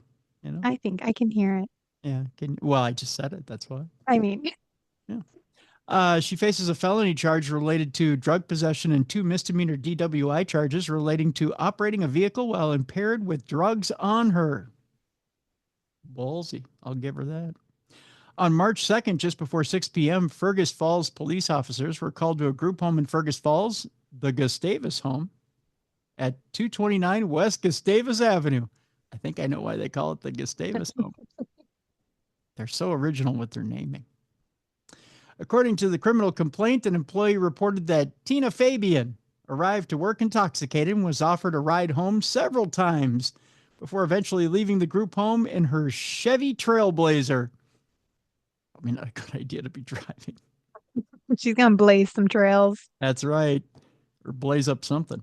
When she was pulled over, Fabian allegedly failed field sobriety testing, but provided a PBT sample, which came back with 0.00 blood alcohol content. Fabian, of course it did, reportedly told officers she had taken meth. Why did you admit it? Yeah, she owned it. I mean, that's a start. Yeah. According to the complaint, when asked about marijuana that was visibly present in her vehicle, Fabian stated that she sometimes spills it. She's got a bit of the shaky syndrome. Oh, yeah, sometimes I'm just holding on to it for a friend and it, I got a bit of the shaky hand syndrome and I get it all over my vehicle. I sometimes spill it, I have a problem. Yeah. It's from holding up all those old guys in their diapers. Yeah. It's a little hard on the nerves. A search of the vehicle reportedly produced several small clear plastic baggies containing meth. That could be a problem too. Wow. Yeah. Fabian She's was stocked. She is stocked, isn't she? Yeah. Fabian was taken to the Otter Tail County Detention Facility, one of the finer county detention facilities in Minnesota. I don't know. So I've heard. Yeah. Ask for the tour. They'll take you on one. They got nothing better to do. All right. Got a couple of stories about Pringles that will unnerve you, Jess. Are you a big fan of the Pringles? Well, not anymore. Remember, I read that book that ruined my life. Now I can't eat processed foods. Oh, no, that's right. Oh, you're not going to ruin my love of Pringles here, are you? Well, I think you're going to ruin it for yourself. Maybe. Sounds like. I love me some Pringles. I'm not going to lie. They are yummy. They are good. Tell me something about Pringles that'll ruin my love of them, so I'll stop eating them. Because Well, I mean, they're just really bad for you, Tim. Are they? Like how bad? Yeah, but they're delicious. They are. They're so What's your favorite flavor? You just original? I'm a sour cream and onion guy. I love sour cream and onion, and cheddar is my second, but Yeah. sour cream and onion's top. Yeah, sour cream and onion is the best. Okay. We'll start in LA for the first one. Pringles, a secret code, and the LA deputy are used to smuggle heroin into lockup over there in LA. Wow. Yeah. You would think if you could pop just one, you wouldn't stop, right? And that would lead to heroin, right? Oh, I mean, they're both addictive. They are, aren't they? They are. What's more addictive, do you think, Pringles or heroin? Never tried the heroin, but I know the Pringles get me every time. You can't just eat one. Oh, you can't. Yeah, that's true. A 39-year-old Los Angeles County deputy sheriff accused of smuggling heroin to inmates reportedly conspired with gang shot callers using a secret code and tubes of Pringles chips to move the drugs. That according to a new report. Crafty. These Pringles taste like H. In law enforcement records reviewed by the LA Times, Deputy Michael Miser, arrested on April 30th of 2024. Investigators allege that he brought more than a pound of black tar heroin hidden inside 2 cans of Pringles onto jail grounds shortly before he was taken into custody. I guess that's one way of doing it. Deputy Miser, first name Heat, who was assigned to a special unit that monitored gang activity at North County Correctional Facility in Castaic, I believe. The largest jail facility in the nation, is among 18 people indicted in the smuggling operation. LA County District Attorney Nathan Hochman announced the unsealing of that indictment in late February, saying it targets a large network of criminals who collaborated with associates of the Mexican mafia to get drugs into lockups. Half of those indicted are currently in jail, while the other half were free citizens, Hochman said, including Miser. The Mexican mafia, a syndicate of the estimated 140 imprisoned senior Latino gang members, assigns inmates in specific jails to run drugs and extortion schemes, the Times reported. 2 such inmates at the North County Correctional Facility, both of whom are named in the indictment, are 47-year-old Jose Rodriguez and 40-year-old Jackie Triplett. In February of last year, federal investigators intercepted calls made by the 2 men where they used coded language such as white Jordans or black Jordans, believed to be phrases designating methamphetamine and heroin. The entrance to the Pitches Detention Center, a Los Angeles County jail complex in Castaic, that indicates the North County Correctional Facility is. After one of these calls, Deputy Miser was seen on jail surveillance cameras passing Triplett a bag and a bedroll. 2 months later, in April of 2024, Rodriguez was recorded on a call using coded language to have $6,000 transferred to the Cash App of Miser's brother-in-law. A day later, detectives with the Sheriff's Department's Internal Criminal Investigations Bureau obtained a warrant to place a tracking device on Deputy Miser's white 2018 BMW. On the morning of his arrest, investigators tailed Miser from his Lancaster home to gas stations in Valencia, where a person in a red SUV passed him a Sprouts grocery bag, reportedly containing 1.128 pounds of black tar heroin wrapped in plastic inside 2 tubes of Pringles. So that ain't groceries he's holding. That's for sure. No, it's not. No. The heroin, according to the Times reporting, was worth more than $225,000 in the jail. That's a Dang. lot of cash. With guns drawn, sheriff's deputies stopped Miser and his partner, Deputy Jose Munguia, I believe, who is not named in the indictment, as they left jail grounds in his vehicle. Inside Miser's bag, detectives reportedly located envelopes holding $15,000 in cash. Later, in a search of his home, authorities recovered another $10,500 in his dresser drawer. Miser has pleaded not guilty to charges of conspiring to distribute drugs in a jail and involvement in gang conspiracy. His lawyer did not immediately return requests for comment made by the Times. A hearing in the smuggling case is scheduled for March 27th in downtown LA. Pringles cans, Jess. That's how you get that black tar heroin. Who knew? That's right. Now, a more dangerous way to use a Pringles can has been found in Florida. Oh, of course. Now they're really going to ruin it for us, aren't they, Tim? That's right. If you ever go to the 7-Eleven late at night and the clerk says, "Hey, you're a bitch," and then wheels a Pringles can at you, duck. Oh, okay. All right? That could hurt. Oh, it hurt big time. And by the way, if the clerk looks anything like this, you're probably going to really want to duck. Oh, she looks so mad at me right now. I'm Yeah, scared. She does not look happy, does she? No, she looks really ticked off. Yeah, she does not look happy at all. So just a little word to the wise. If someone calls you a bitch and is wielding a Pringles can, you're in for it. Just saying. A woman was recently arrested. There we go. Words is hard.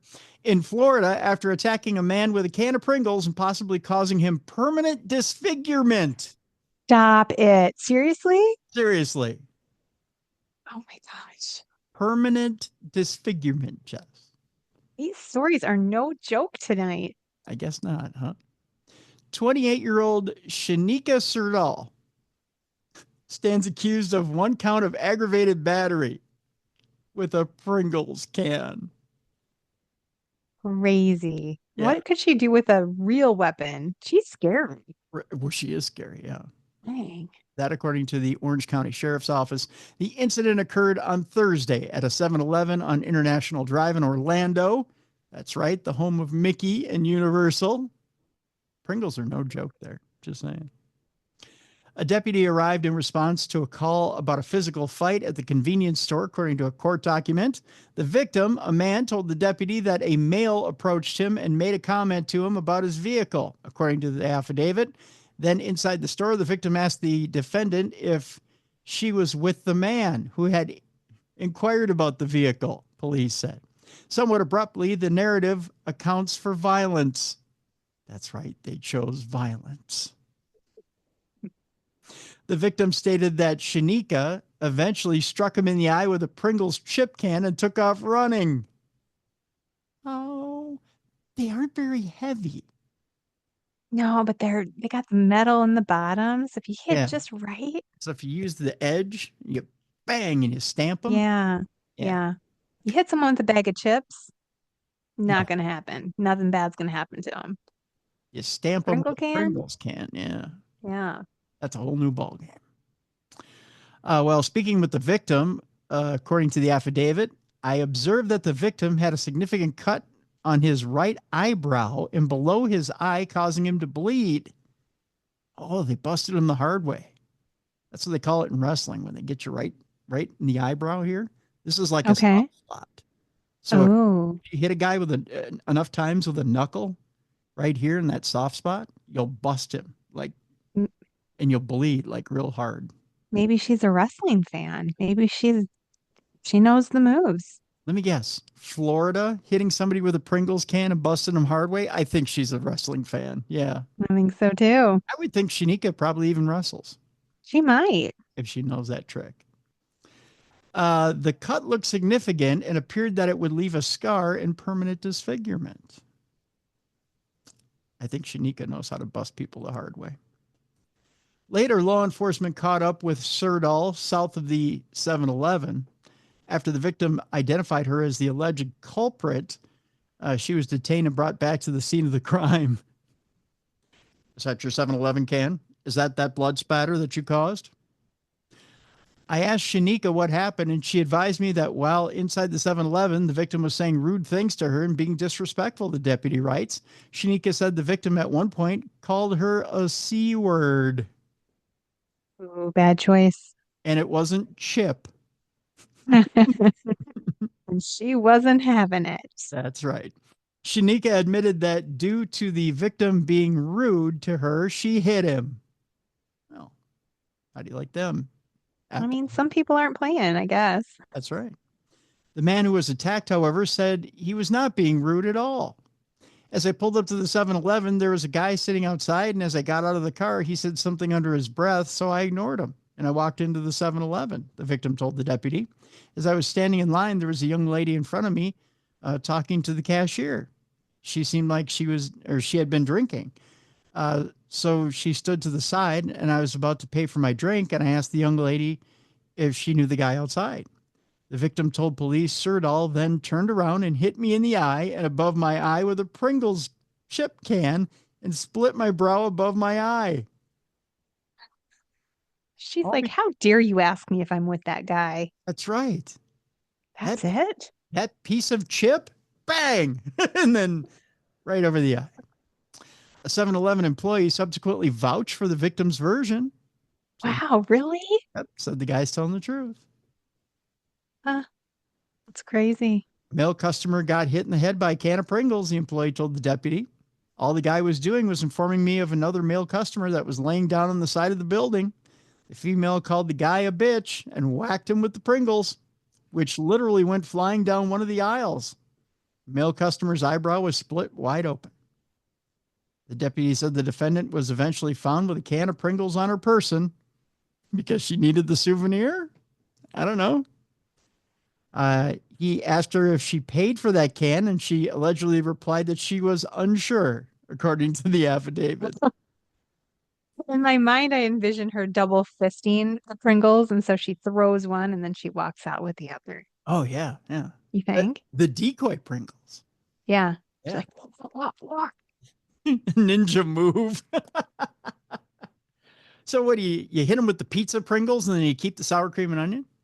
I think that's what I would do. Yeah, the pizza Pringles are garbage anyway. Due to not having immediate access to the cameras, Shanika was not charged for the petty theft due to the lack of evidence at the time of her arrest. Oh, so that's why. Right. The defendant was arrested that same day. Sirdal is not listed as an inmate at the Orange County Jail as of the time that this article was written. So take it for what you will. If you thought that story was bizarre, Jess, boy, do I have another one that will absolutely blow your mind. Oh, I'm ready for it. You were out with your daughter earlier in the car. Mm-hmm. Did you play any weird games with the car? No. No? You didn't go do donuts or anything with the car, or you didn't see how fast the car would go? You didn't take her out and say, I'll let you race it as fast as you can. This is the last time you'll do that with me? No? No. I can't if I don't fully stop for the full 3 seconds when she's in the car, I hear about it. If I turn and I don't get in the right lane and I go in the other lane without using my signal, I hear about it. This is what these new drivers do. So if I was doing donuts, I would be in big trouble. I want you to take a quick look at Mother of the Year right here. Aw. See how innocent she's trying to look? I mean, don't feel any pity. Take that out of your lexicon right now. She did something bad, huh? I'm about to tell you about the game she played with her 8-year-old daughter. 8-year-old? Oh, no. In the car, 27-year-old Jasmine White ran over her 8-year-old daughter with the car and gave a bizarre excuse that it was part of a game. What? Oh my gosh. She ran her over? Ran her over. Yeah. Oh my gosh. The game entailed racing her kids to their car or jumping in, locking the doors, and acting like she was going to leave. Okay. Yeah. Yeah. You ever do that with the kids? No. You never tell them, hey, mommy's leaving. Mommy's going to leave you behind here at the theater. Run and try to get in if you can. If you can. If you don't make it, then you get to stay here forever. Or I'll run you over either way. This is your new family. And if you really don't make it, I'll run you over and they can take you to the hospital, your new family, with your new insurance coverage. Oh my gosh. What? That is terrible. That poor baby. It's horrible. These stories make me mad. I'm sorry. An Indiana, well, not really. An Indiana woman has been sentenced after running over her 8-year-old daughter during a game that's in quotes gone wrong, according to the St. Joseph County Prosecutor's Office. 27-year-old Jasmine White of South Bend, Indiana, told police it happened accidentally during a game she regularly played with her 4 children. That's right, not just one of her children. All 4 of them, Jess, have played this game. It's wonderful that she has 4 children to play with. Isn't it, good. though? Yeah. Yeah. Yeah. Didn't get her tubes tied after 1. She just kept going. Yeah. The game entailed racing her kids to their Chevy Equinox, jumping in, locking the doors, and acting like she was going to leave without the kids. Well, that's good for the mental health.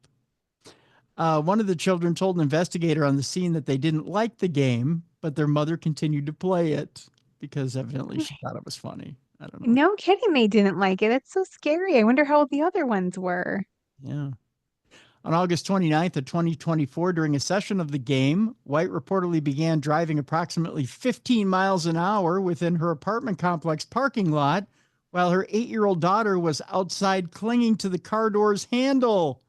Oh. It's a little hard for a kid to keep up, especially an 8-year-old at 15 miles an hour. Oh, this story's making me so mad, Tim. That, according to testimony of one of the children that gave that to the investigator at the scene. White's other children were also running alongside the car at the time.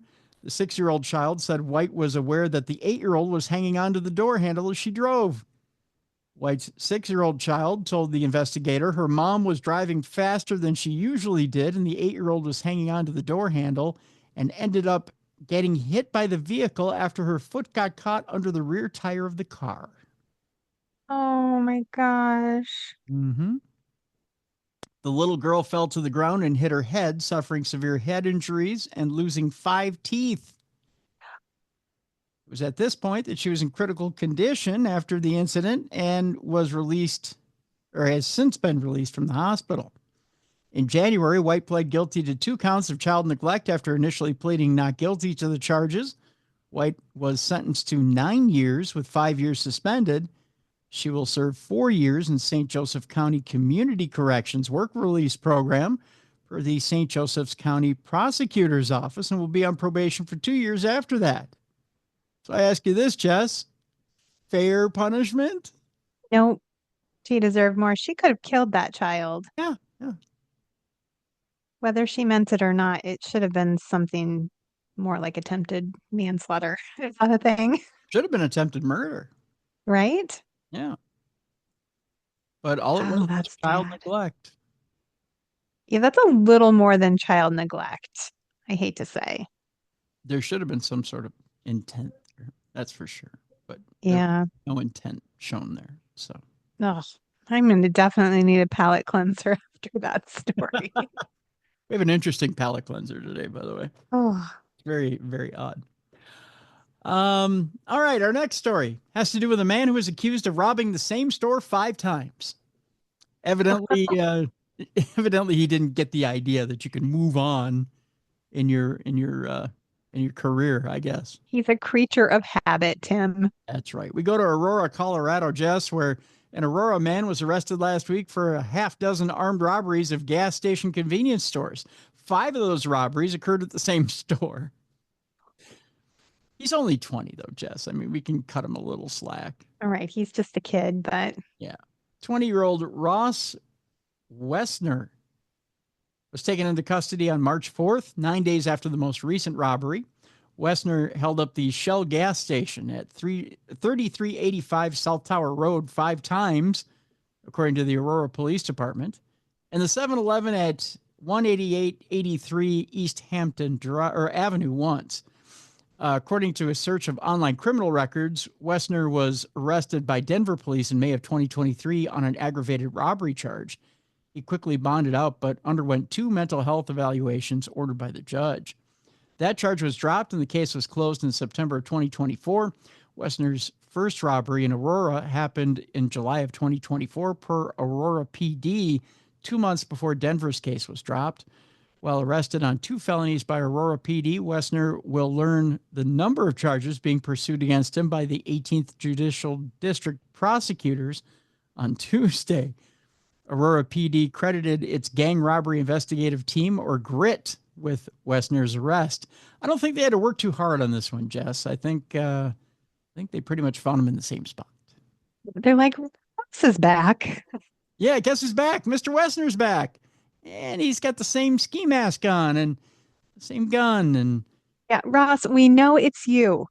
Yeah. You can take the mask off, buddy. If you just put your hands behind your back, we're just going to read you your rights and take you to jail. This one's not tough. So this next story qualifies as the story that was sent to me the most this week. Must be a good one. Or just the dumbest one. This next story has to do with a robber who swallowed $770,000 in diamonds. Ooh, that's got to come out. That's hard. It's going to hurt when it comes out. I'll tell you that much. Yeah. Breakfast at Tiffany's was solitaire earrings, according to this article. A Texas man posing as a representative of an NBA player stole diamond jewelry worth about $770,000 from a Tiffany & Company store, according to cops who arrested the suspect after he swallowed several solitaire earrings. Yeah. Just the thought. I'm crunching at earrings. The pokey backs. That is going to rip stuff up. Oh, yeah. It's going to hurt. Yeah. I got to think the diamonds alone are going to hurt. The diamonds would hurt too, but I think they'd be hurt less if they were like in a ring, set in a ring or something a little, not so pokey. Right. Yeah. Well, it's all going to hurt. Yikes. Investigators allege that 32-year-old Jathan Gilder appeared late last month at a Tiffany store in the Mall of Millennia in Orlando, claiming that he was there to negotiate a purchase on behalf of an unnamed Orlando Magic player, according to an arrest affidavit. Gilder, by the way, I have a picture of him. He looks kind of like that one kid on Saturday Night Live. Yeah, he totally does. He looks like a clean-cut fella. I wouldn't expect him to be stealing diamonds and pooping them out later. Not Michael Che, but the other African-American kid who's on SNL. I know which one you're talking about. Yeah, he's a funny guy. Yeah, and not Keenan. Not Keenan and not Michael Che, but the other kid. I can't think of his name. Yeah, I can't either. Gilder was escorted, by the way, to a private viewing room where he was shown a $587,000 diamond ring and 2 sets of diamond earrings worth $609,000 and $160,000. While discussing the purchase and a wire transfer with Tiffany sales associates, Gilder allegedly jumped out of his seat, grabbed the jewelry, and bolted for the door. Gilder fought with a male employee as he sought to leave the VIP room by violently pushing and pulling the doors open. That trick never works, by the way. Yeah. They take precautions. It's not that easy. No, they kind of expect that. During the scuffle, the worker succeeded in knocking the diamond ring out of Gilder's hand before the suspect gets the doors open enough to escape, running through Tiffany & Company around staff attempting to stop him. I don't know that sentence makes sense, but okay. Using store and mall surveillance video, a network of public safety cameras, and license plate readers, Police identified a 2024 Mitsubishi Highlander as a suspected getaway vehicle. About 6 hours after the February 26th robbery, the rented SUV was pulled over as it was taking the fastest route back to Texas, cops allege. Gilder, who was alone in the vehicle, swallowed several items as he was being taken into custody. A subsequent scan revealed Gilder's stomach contained foreign objects that investigators believed to be the purloined jewelry. The foreign objects will need to be collected by cops after they are passed through Gilder's system. Oh, this just sounds... Who gets the short stick and has to do that job? Puts on the rubber gloves and gets to sift through. Oh, gosh. A search of the Mitsubishi yielded a host of incriminating evidence, including the clothes worn by the robber and Tiffany price tags that exactly matched the items taken in the robbery. Additionally, the Tiffany worker who fought with the thief picked Gilder out of a police lineup. While in custody at a county lockup, Gilder reportedly spontaneously asked jailers, "Am I going to be charged with what's in my stomach?" Earlier, while Gilder was in the rear of a Florida Highway Patrol cruiser, a trooper heard him say, "I should have thrown them out the window." Yeah, that would have been smarter. Yeah. A check of Gilder's lengthy rap sheet revealed that he was arrested in 2022 for a nearly identical robbery and theft from a Tiffany & Company store in suburban Houston, where Gilder resides. He also has been charged in numerous other jewelry heists, including a $133,340 theft at a Houston business to pawn shop smash and grabs. Charged with a pair of felonies, Gilder is being held without bond in the Orange County Jail. He's also the subject of dozens of outstanding warrants in Colorado as well. So good luck with that, Mr. Gilder. Just got to say. Yeah, he's definitely made a career out of it. That's for sure. Yeah. Although, if you could truly say that you have laid down a diamond-encrusted shit, well, hey, more power to you. I mean, that makes you somewhat valuable somewhere. Yeah, I mean, it's way more interesting than when you have corn for dinner, I guess. That's right. Or mushrooms, one or the other. Oh, man. Diamond-encrusted corn. That was a good story, folks. I'm glad people sent that one in. Yeah. Yep. So there you go. Let's see. I believe we are one story away from not safe for work. This woman, again, is in Florida. She's 51 years old and was arrested on a domestic charge, Jess, but not just any old domestic charge. It was a domestic watermelon battery charge. Oh, gosh. Boy, I'd like to be, I can't wait to hear this. like to be beaten with a watermelon. And you can be beaten with anything. That's what I'm learning from this show. Although when you think about it, I mean, unless you cut the watermelon and beat me with the delicious inside where I could open my mouth and start to chew very quickly before you do much damage, being beaten with a solid watermelon could kill you. Yeah, I mean, it seems really awkward. They're so big too. Like, how am I going to hang on to that properly enough that I can actually beat you with it? I Right. could like maybe throw it at you. Well, they split rather easily too, as Gallagher generally. would attest. You're right. I mean, Yes. they hit you. They either split or they sloosh. Right. It's just like a one and done. Yeah. It's not like a Pringles can. No. Oh no. Pringles can will kill you. Yeah. Yeah. A Florida woman has been charged with domestic battery for allegedly throwing a watermelon at her boyfriend, who luckily dodged the airborne fruit. He just went, Had reflexes. well, I got to think the thing wasn't traveling very fast either, depending on how many pounds it was. During a verbal confrontation on Sunday evening, 51-year-old Shelley Hardwick allegedly picked up a whole watermelon and threw it in the direction of the victim, according to police. By the way, I'm going to do a little impression of Ms. Hardwick here. I'm going to show you her picture. Okay. Okay. Ready? Here she comes. I'm ready. E.T. phone home. Oh, Horrible Shelley. impression, I know, but yeah, was I pretty close? I don't. Yeah, you were. Yeah. I have to say, Ready? bless your heart, Shelley. Oh, It's just the way she's making that face. It's just the way her mouth is like in this white, scowly thing. She looks mad. Reese's Pieces.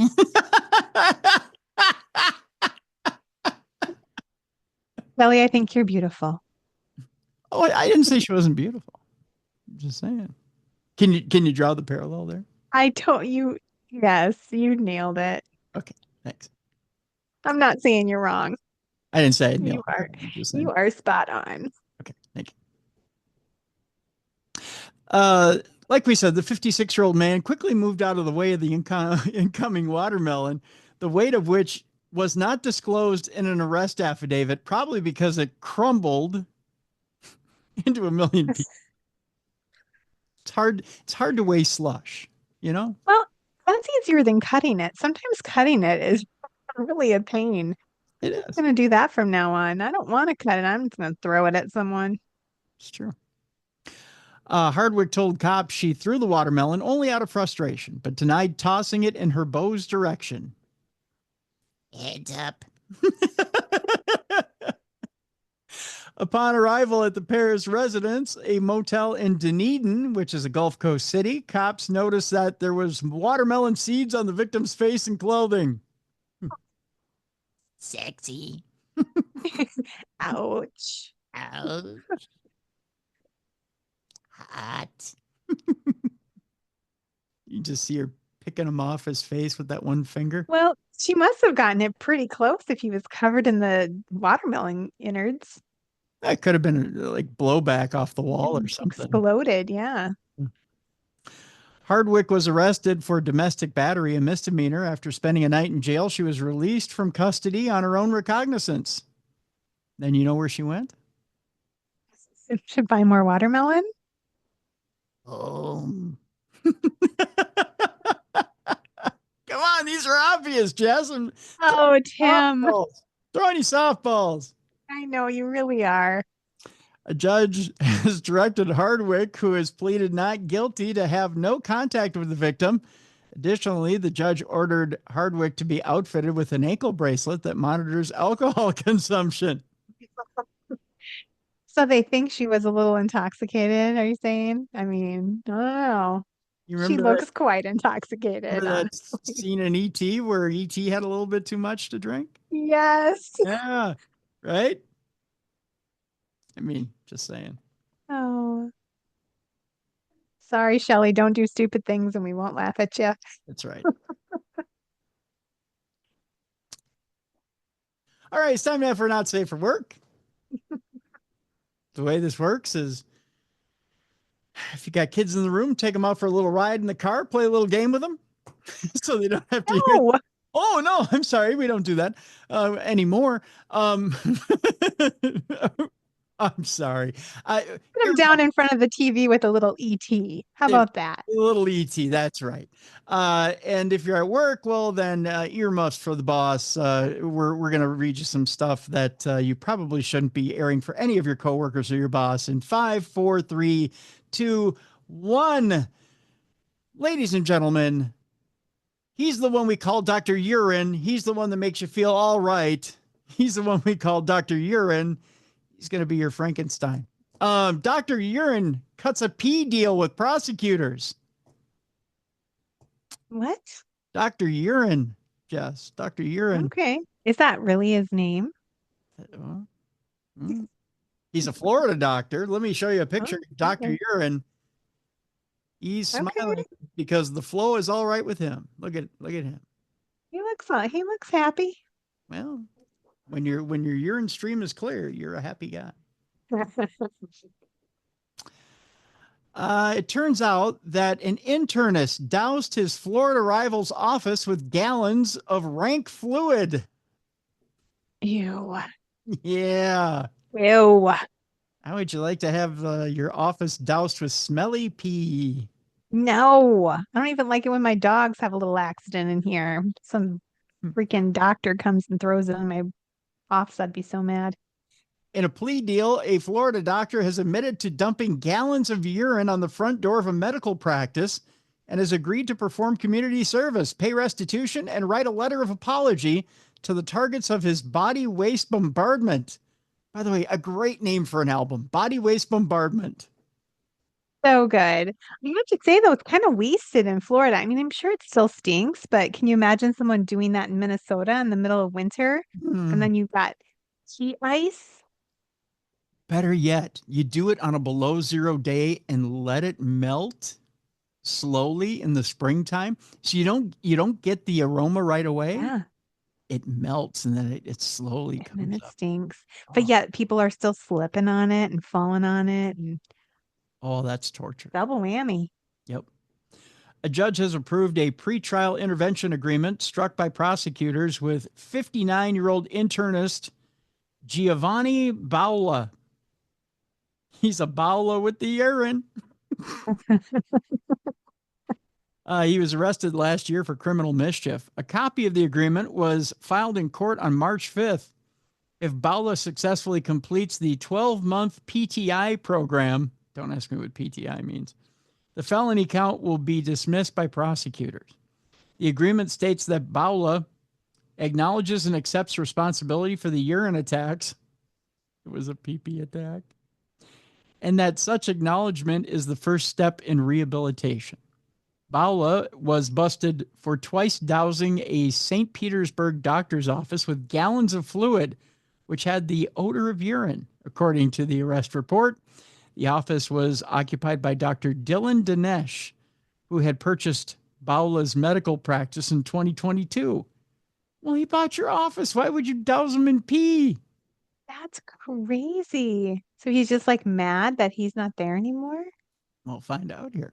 In recent months, the defendant became upset with the victim over the business. Cops reported at the time of Baula's arrest, Dinesh initially occupied the premises owned and previously used by Baula, but moved his business due to certain contractual breaches, deficiencies, and inappropriate actions on behalf of Dr. Baula. That according to a civil filing. Additionally, Dinesh accused Baula of violating contractual obligations, forbidding him from engaging in a competitive medical practice. During the business dispute, Baula launched his late-night urine offenses.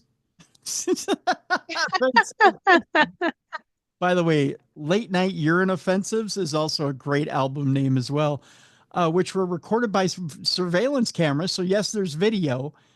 Court records do not indicate where Baula sourced the urine. Ooh, that's gross. No. So it could have been his own. It could have been somebody else's. It could have been rejected urine. Which is grosser? If he's just like peeing and bringing gallons of his own urine, like he's saving it up in milk jugs or something, or if it's someone else's, like Rejected which one's drug worse? tests. Yeah. Yeah. If it's just like a jug of many, that's even worse. I mean, it's grosser on him because he's handling it. And, yeah. ew. I don't know. Dude. What's worse. So as stipulated in the PTI agreement, Baula agreed to pay Dinesh $7,500 in restitution and about $1,000 in court costs and fees.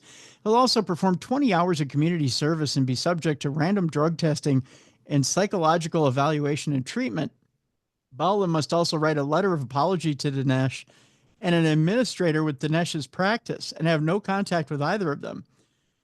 While the state's Board of Medicine reviews his biohazard antics, Baula remains licensed in Florida to practice medicine and prescribe controlled substances. State records list Baula's primary practice address as his $2 million waterfront home in Gulfport.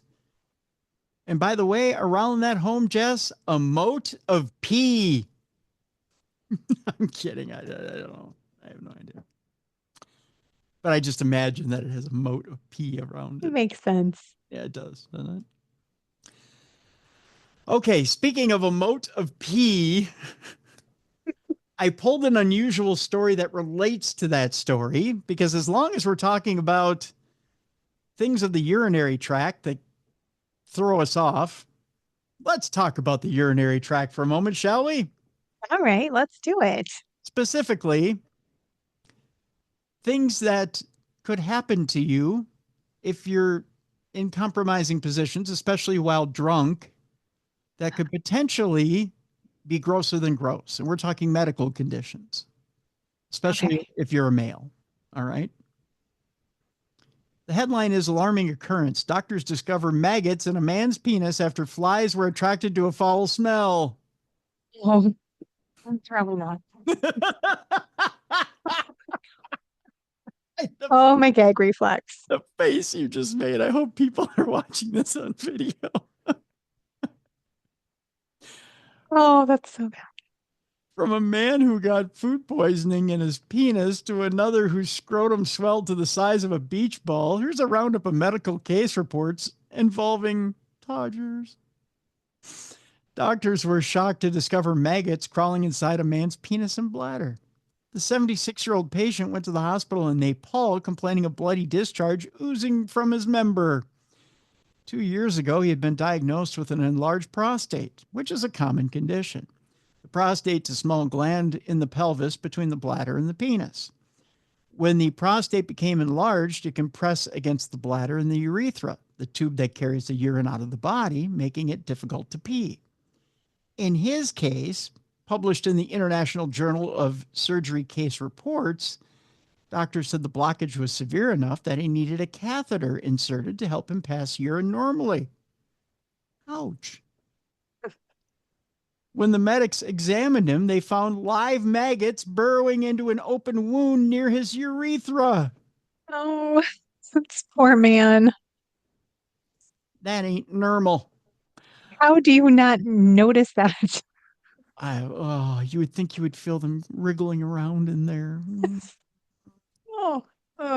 Writing in the journal, doctors from the Tribhuvan University Teaching Hospital don't specify how the maggots reached his penis.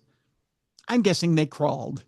That would be the first way, right? Yeah, a fly came along and laid some eggs and... That's right. That's generally how it's done.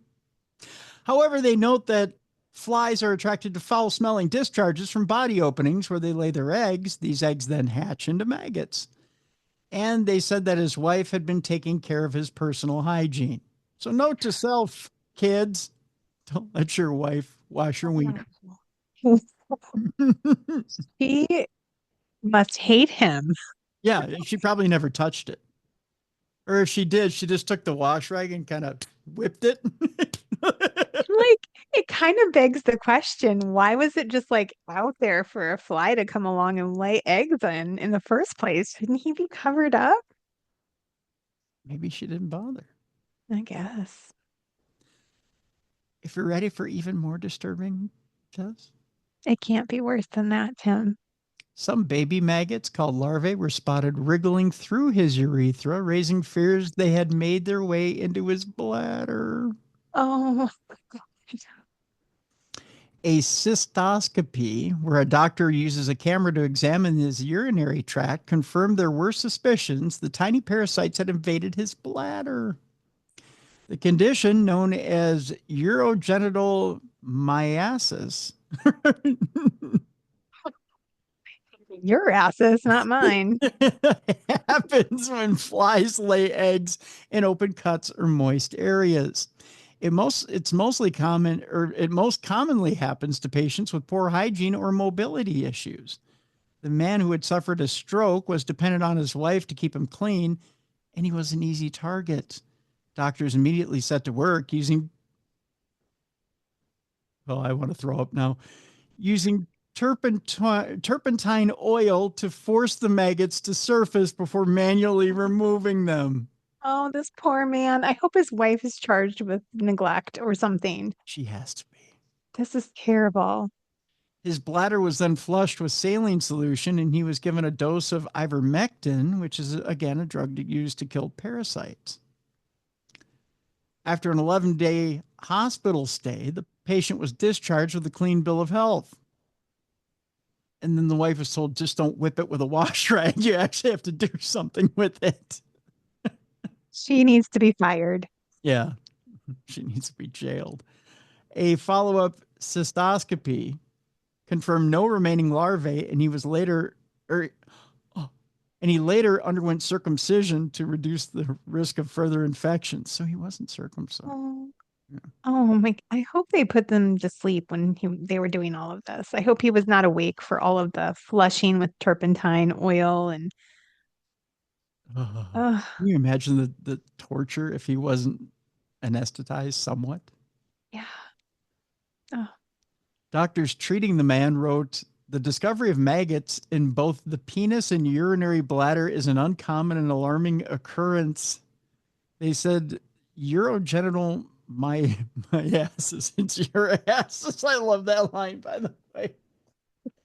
In the penis is not uncommon, but infestation of bladder is very rare, and it indicates the severe and invasive nature of the disease. By the way, the guy who got food poisoning in his junk, he was there's a man I can't even say this. There was a man who was forced to have his junk amputated after developing gangrene following excessive alcohol consumption. What? That can happen? Yeah. You need to tell every boy on a college campus about this. Calling my son right now. It's believe it or not, it can happen with diabetics. Gosh, that's terrible. Doctors found bacteria that tends to cause food poisoning in a man's penis as well. How? I don't know. It doesn't have teeth. Was he sticking it in a pie? Yes, that's exactly what it was. He stuck in his thumb and pulled out a plum and said, "What a good boy am I." You just ruined a nursery rhyme, Tim. Oh, thank you. That's what I'm here for. A man had to have part of his penis amputated after a sex toy strangled his member and left it blackened and gangrenous. Oh my gosh, what kind of toy was that? They called it the Strangler. Like a noose? Yes, a noose. No, it was probably one of those ones that does the old twisty turny, let's have a choke party deal. I don't know. Oh my, Yeah. oh, I don't know my sex toys, so I'm not familiar. I just know dildos and beads, anal beads and dildos. That's all I would expect you to know. Yeah. There's no quiz. Mostly from this show, from people hitting each other with them. Yeah, exactly. I wouldn't, there's no quiz at the end of this, by the way. So yeah, I'm not expecting you to know much. Oh my gosh, that's terrible. Yeah. A man's scrotum ballooned to the size of a beach ball over a decade, hanging below his knees. How did he move? Slowly. And why? Why is it so big? So many questions. I'm just giving you the highlights. And a man's rotted from the inside after he inserted 3 button batteries into his urethra. Why would you do that? Because you always hear about how Duracell or Energizer keeps you energized or whatever it is, whatever the commercial is. I don't know. Oh, the story, Tim. Just saying. There's rotted from the inside. Yeah. There's a new book out there that details all this stuff. So there's a book about this? Mm-hmm. I'm gonna buy it. What's the name of it? I'll send you the link. Sounds like a bedtime story. It does. It's like horrifying bedtime stories that will keep you awake for the rest of your life, I think is what the name of the book is. But yeah. Okay. I know I'm going to be awake for the rest of the night now, and I've only had 3 hours sleep. Yeah, this is traumatizing. I'm sorry, fellas, to all the fellas out there listening.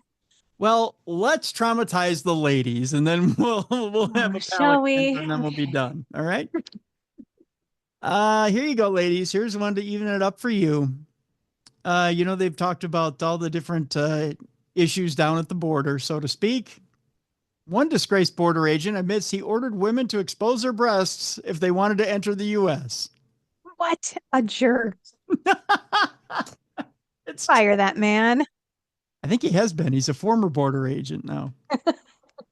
A former Border Patrol agent has admitted he ordered at least 2 female border crossers to show him their breasts.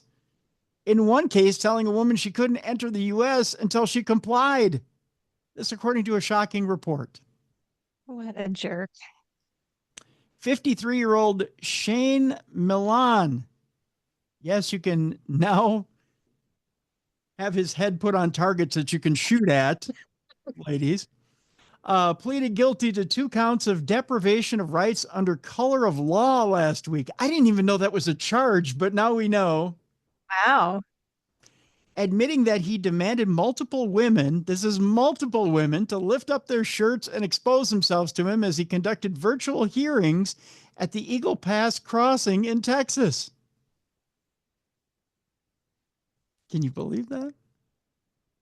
Sadly, I can, but it's bad.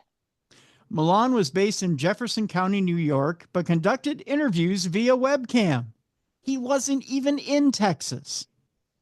He was Oh, in New York. so he's just getting his jollies from literally across the United States. Yep. Hmm.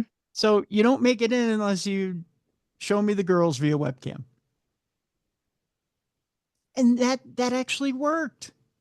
I mean, what are you going to do? If he said it to their face, they might punch him in the eye, but he's on the camera. Yeah. So what are you going to do?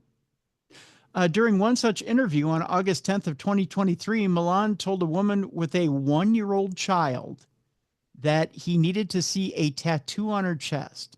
The Miami Herald reported this. When she claimed she didn't have one, he demanded she lift up her shirt to prove it, and she complied. But later in the interview, he demanded she lift up her shirt again. When she said no, Milan told her he wouldn't sign off on her paperwork until she agreed to show him her bare chest again. When she did, he reportedly told her, okay, welcome to the USA. Wow. Yeah. We're not all like that. Yeah, exactly. Milan admitted that while acting under color of law as a Border Patrol agent, he willfully deprived multiple victims of their constitutional right to be free from unreasonable searches. The U.S. Attorney's Office in the Northern District of New York said in a statement, he told these women that his requests were for legitimate searches incident to admission into the United States, but he knew his demands to see the victim's breasts were for his own gratification. Milan also searched the internet for various Spanish translations, including phrases like, I will need you to lift your shirt and bra also, please. And, quote, to verify, I will need you to lift your shirt, please. The Herald reported, citing court records.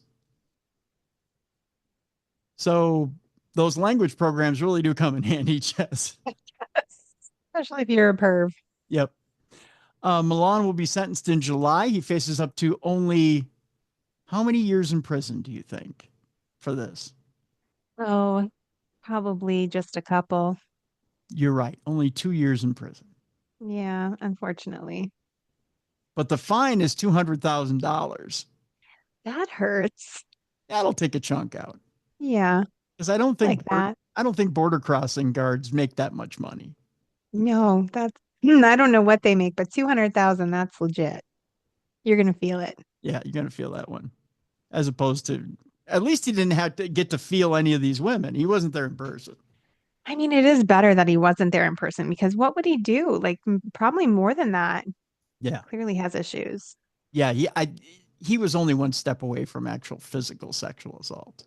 So, But I mean, it's still traumatizing. I mean, he's still doing major damage with what he did. Yeah. I mean, it's still a sexual assault of a different kind. Yeah, it is. It is. Information about Milan's legal representation was not immediately available, but I can't imagine anyone wanting to take his case. I'm just saying. I wouldn't want to take it if I were a lawyer. I can't imagine how you're going to win it. But all right, your palate cleanser for today is a play on words. There's a little Florida village out there called Taintsville, but it isn't what you think. Oh, Florida, you don't disappoint. Never. They say they're called Taintsville because we taint in Chuluota and it taint in Oviedo either.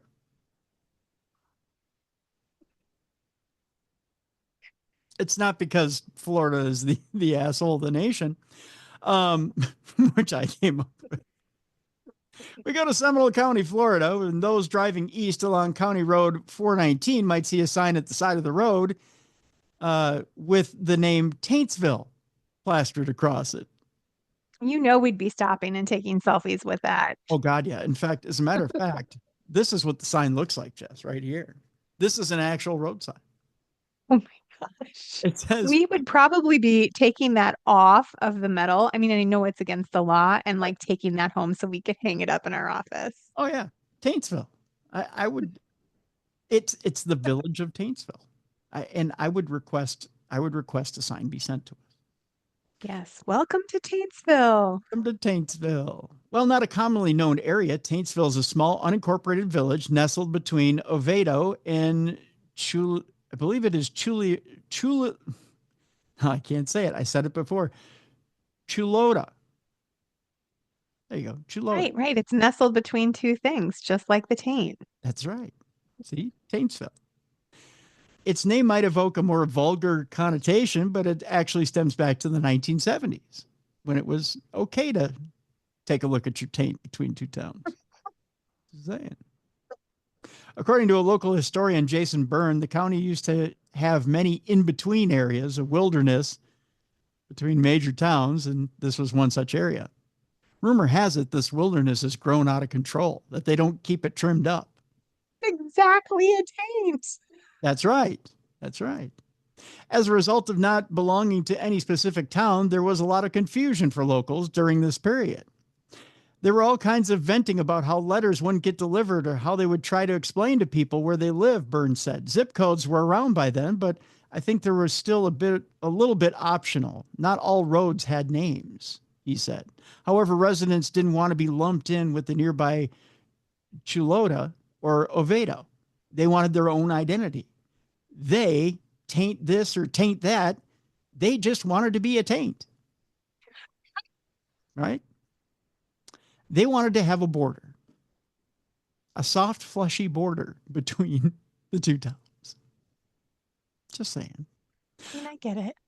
Byrne explained that the few dozen families who lived there began joking about making their own town, though that soon became a real discussion. During one such conversation, a teenager named Boyd Best, of course, it was a teenager that named the I was going to say, don't trust a teen boy to name your town. That's right.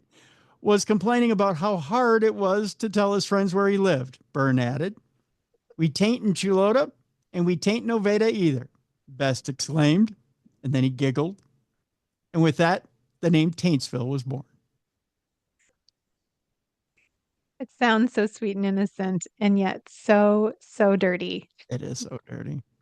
Neighbors stealthily put up signs at that point to indicate that the new and yet unauthorized name, causing confusion between the county and the state as to who had them put up those signs, that is. The signage looked professional enough, and each assumed the other had placed it. So they didn't know who put the signs up, but they left them up anyways.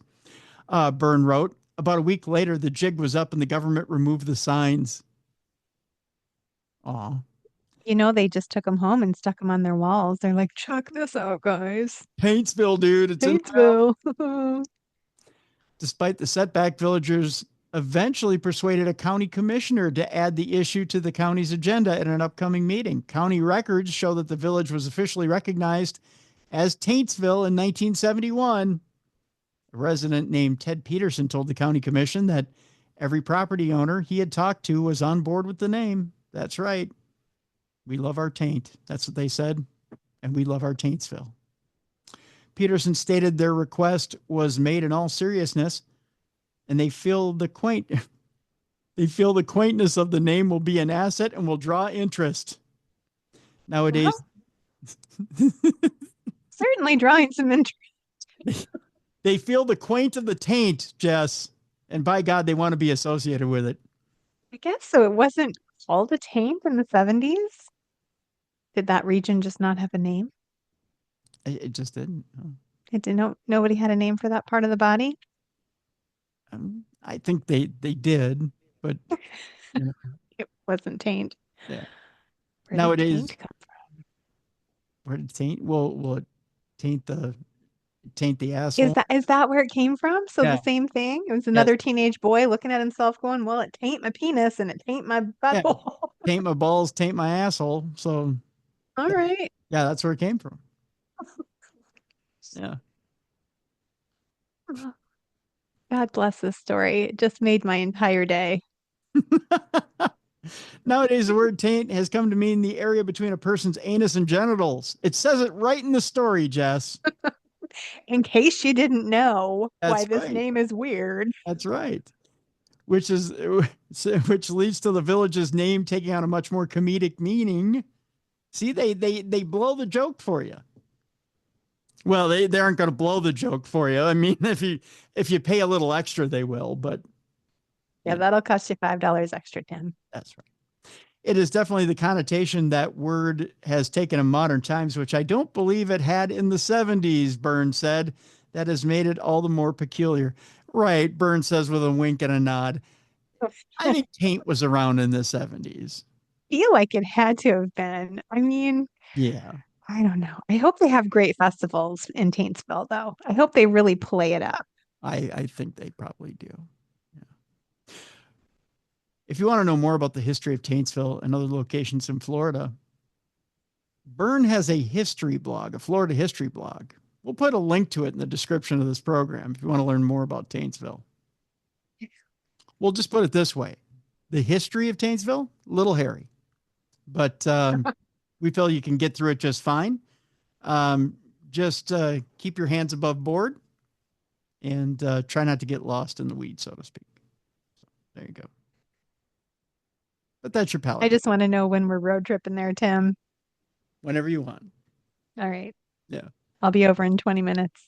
I want to know if we can get somebody to send us Taintsville t-shirts. Oh my gosh. There's so many t-shirts we need. We need the Come and Go t-shirts. Yeah. We need the Taintsville t-shirts. So you know what? Somebody in the chat room sent me a link for the Come and Go t-shirts. So I saw that. We got to get some. Yeah, we'll get Come and Go t-shirts. There was a cool, like, vintage looking one. I kind of want that. Yeah. So we'll get Come and Go t-shirts. Now we just need Taintsville t-shirts. All right, friends, find us a link to the Taintsville t-shirts. Jim and I want to go shopping. This is just going to become the dirty t-shirt podcast, I think, after a while. That's what it's going to end up becoming. That's a new segment. The dirty t-shirt podcast. Yay. People are going to be like, yeah, change the podcast. We just want dirty. Like dirty t-shirt of the week. Oh, don't suggest the segment because then they're going to want it. Today's dirty t-shirt is brought to you by T Public. I'm running sponsorship now for it. If T Public wants to sponsor it, then by gosh, we're going to do it.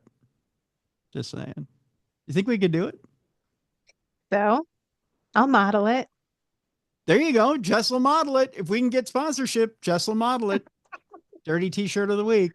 I'm just going to say you could even throw water on it. No, just kidding. Wow. Rush order tees, T Public. There's got to be someone out there who will sponsor it. So committed to the show, Tim. I'm telling you, Jess is so committed to the bit. That's why I love her, folks. I'm just saying. Also, people might stop watching or listening.